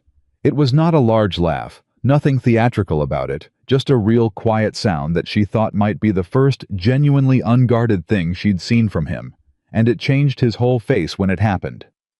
"No," he said. You weren't. 3 weeks after the verdict, Caleb Thornton came down from the mountain. Not for a meeting, not for a legal proceeding, not for a purpose he could have explained to himself 2 months ago with any honesty.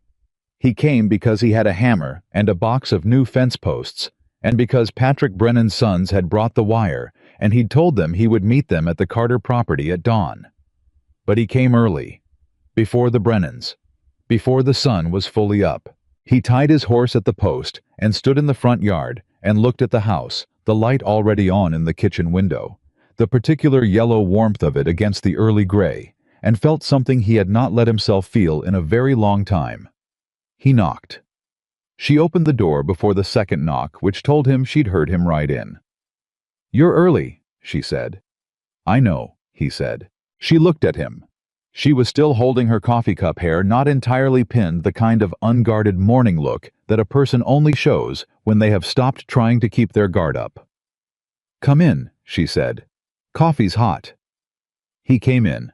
He hung his hat on the peg beside the door without thinking about it, without deciding to the way you do a thing that has simply become natural, and followed her to the kitchen table, and she poured him a cup without asking how he took it, because she already knew, and he sat down across from her, the way he'd sat 100 times in the past 3 weeks, and the morning moved around them with the ordinary sound of a house waking up.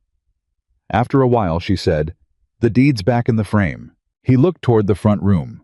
He could see it from where he was sitting, the original land patent back above the fireplace where it had hung for 30 years. "I noticed," he said. She wrapped both hands around her cup and looked at it. "I've been thinking about what you said, about the cabin."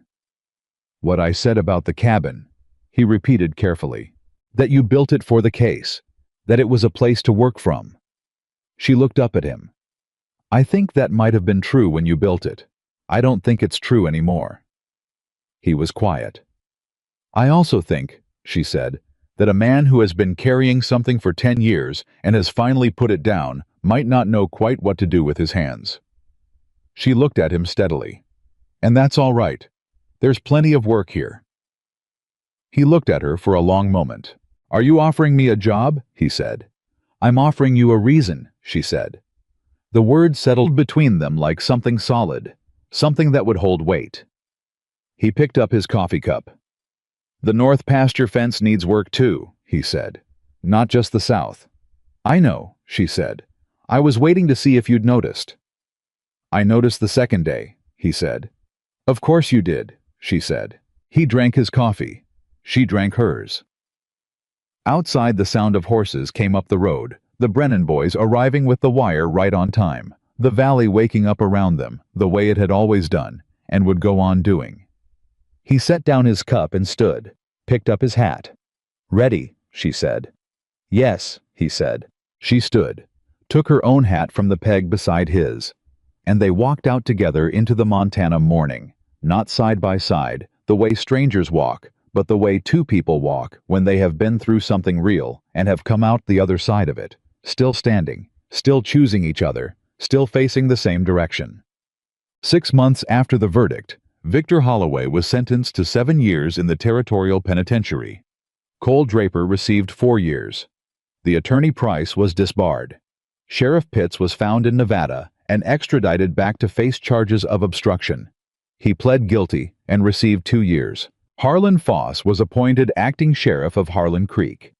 He accepted the position with the particular quietness of a man who understood exactly what it had cost to get there and had no intention of forgetting. The water ran clean all the way down from the upper spring through the Carter land and the Carver property and the Brennan pastures and the Ewan fields and past Daniel Marsh's fence line at the end of the valley.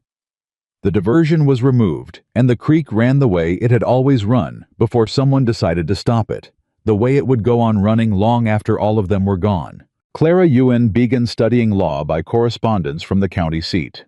Maylin Ewan told Abigail about it one morning in November, with the particular proud restraint of a mother who knows her child is going to be extraordinary and is trying not to say so too loudly. Abigail sent Clara every document from the case organized and annotated with a note that said, "These belong to the people who will need them next. They will always need them." Daniel Marsh died in January. He died in his own house, in his own bed, on his own land, with his cane leaning against the wall and his surveys framed above the fireplace, and 60 years of this valley's water in every board and stone of the place he'd built. His daughter came up from Bozeman for the burial and told Abigail afterward that he had spoken of the trial often in the months that followed, not with triumph, but with something more like peace, the particular peace of a man who had stayed alive long enough to see a thing made right. Abigail stood at his graveside in the January cold and said a quiet private thank you, and meant it. By the following summer, the Carter Ranch had doubled its cattle. Abigail had hired 2 ranch hands and was supplying beef to 3 towns along the rail line. She had repaired every fence on the property, had rerouted the creek feed to the north pasture, and had planted 30 acres of summer wheat that her father had always said the soil could support if you worked it right. She had been right that the soil could support it. Her father had been right about that too. Caleb had not gone back to live on the mountain. He had not in fact lived on the mountain since 2 days after the trial ended. He had come down and not gone back up, and neither of them had discussed it formally or made any particular announcement about it.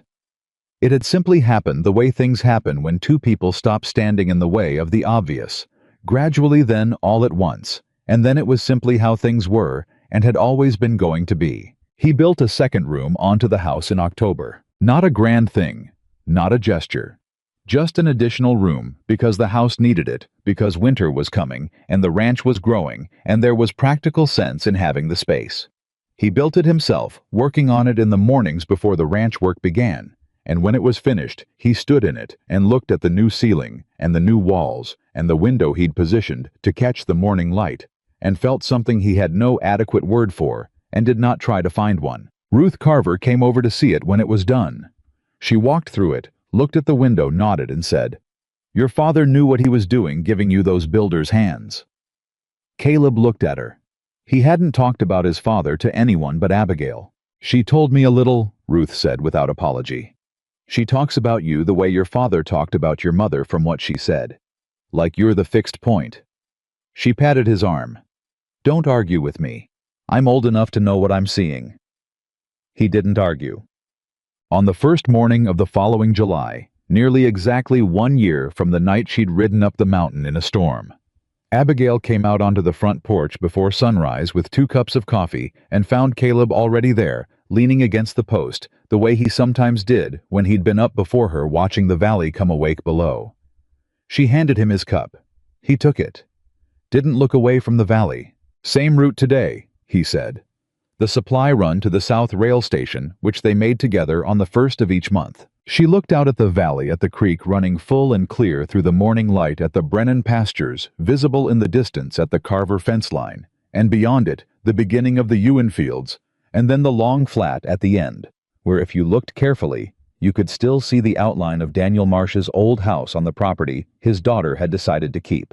She thought about 1 year ago, the notice on the porch, the deed in her hands, the grave still fresh, the road up the mountain in the dark, and the rain, and the single lit window in the pines. She thought about her father's voice. "Go on then." She looked at Caleb beside her, at the profile of him, the steadiness of him, the way he held his coffee cup, the way the valley light caught the angle of his face, and she thought about what it had cost both of them to get to this ordinary morning. This porch, these 2 cups, this unremarkable and completely irreplaceable moment. "No," she said. He looked at her then. "Not the same route," she said. "Let's take the long way, past the Marsh property. I want to see how the new family is settling in." He looked at her for a moment. Something moved through his expression, the full weight of it. Everything that had been built and lost and built again, everything that was standing and solid, and theirs now, honestly, theirs. "The long way," he said. "The long way," she said. He finished his coffee, set the cup on the porch rail, picked up his hat. She picked up hers. They rode out together as the sun came full over the eastern ridge and the Montana Valley opened wide and golden before them, and the creek ran clear through the morning light, and the land that her father had built was still standing, still growing, still theirs, not in spite of everything it had cost, but because of it. Because of every person who had signed their name. because of 60 years of surveys kept by a careful old man, because of a deputy who finally found his courage 14 months too late and used it anyway, because of a mountain cowboy who had spent 10 years building a case in the dark and waiting for someone to knock on his door and give it a reason, because of a woman who had burned a notice on her father's grave and ridden up into a storm and refused at every turn and at every cost to let go of what was right. The strongest people are not the ones who never need help.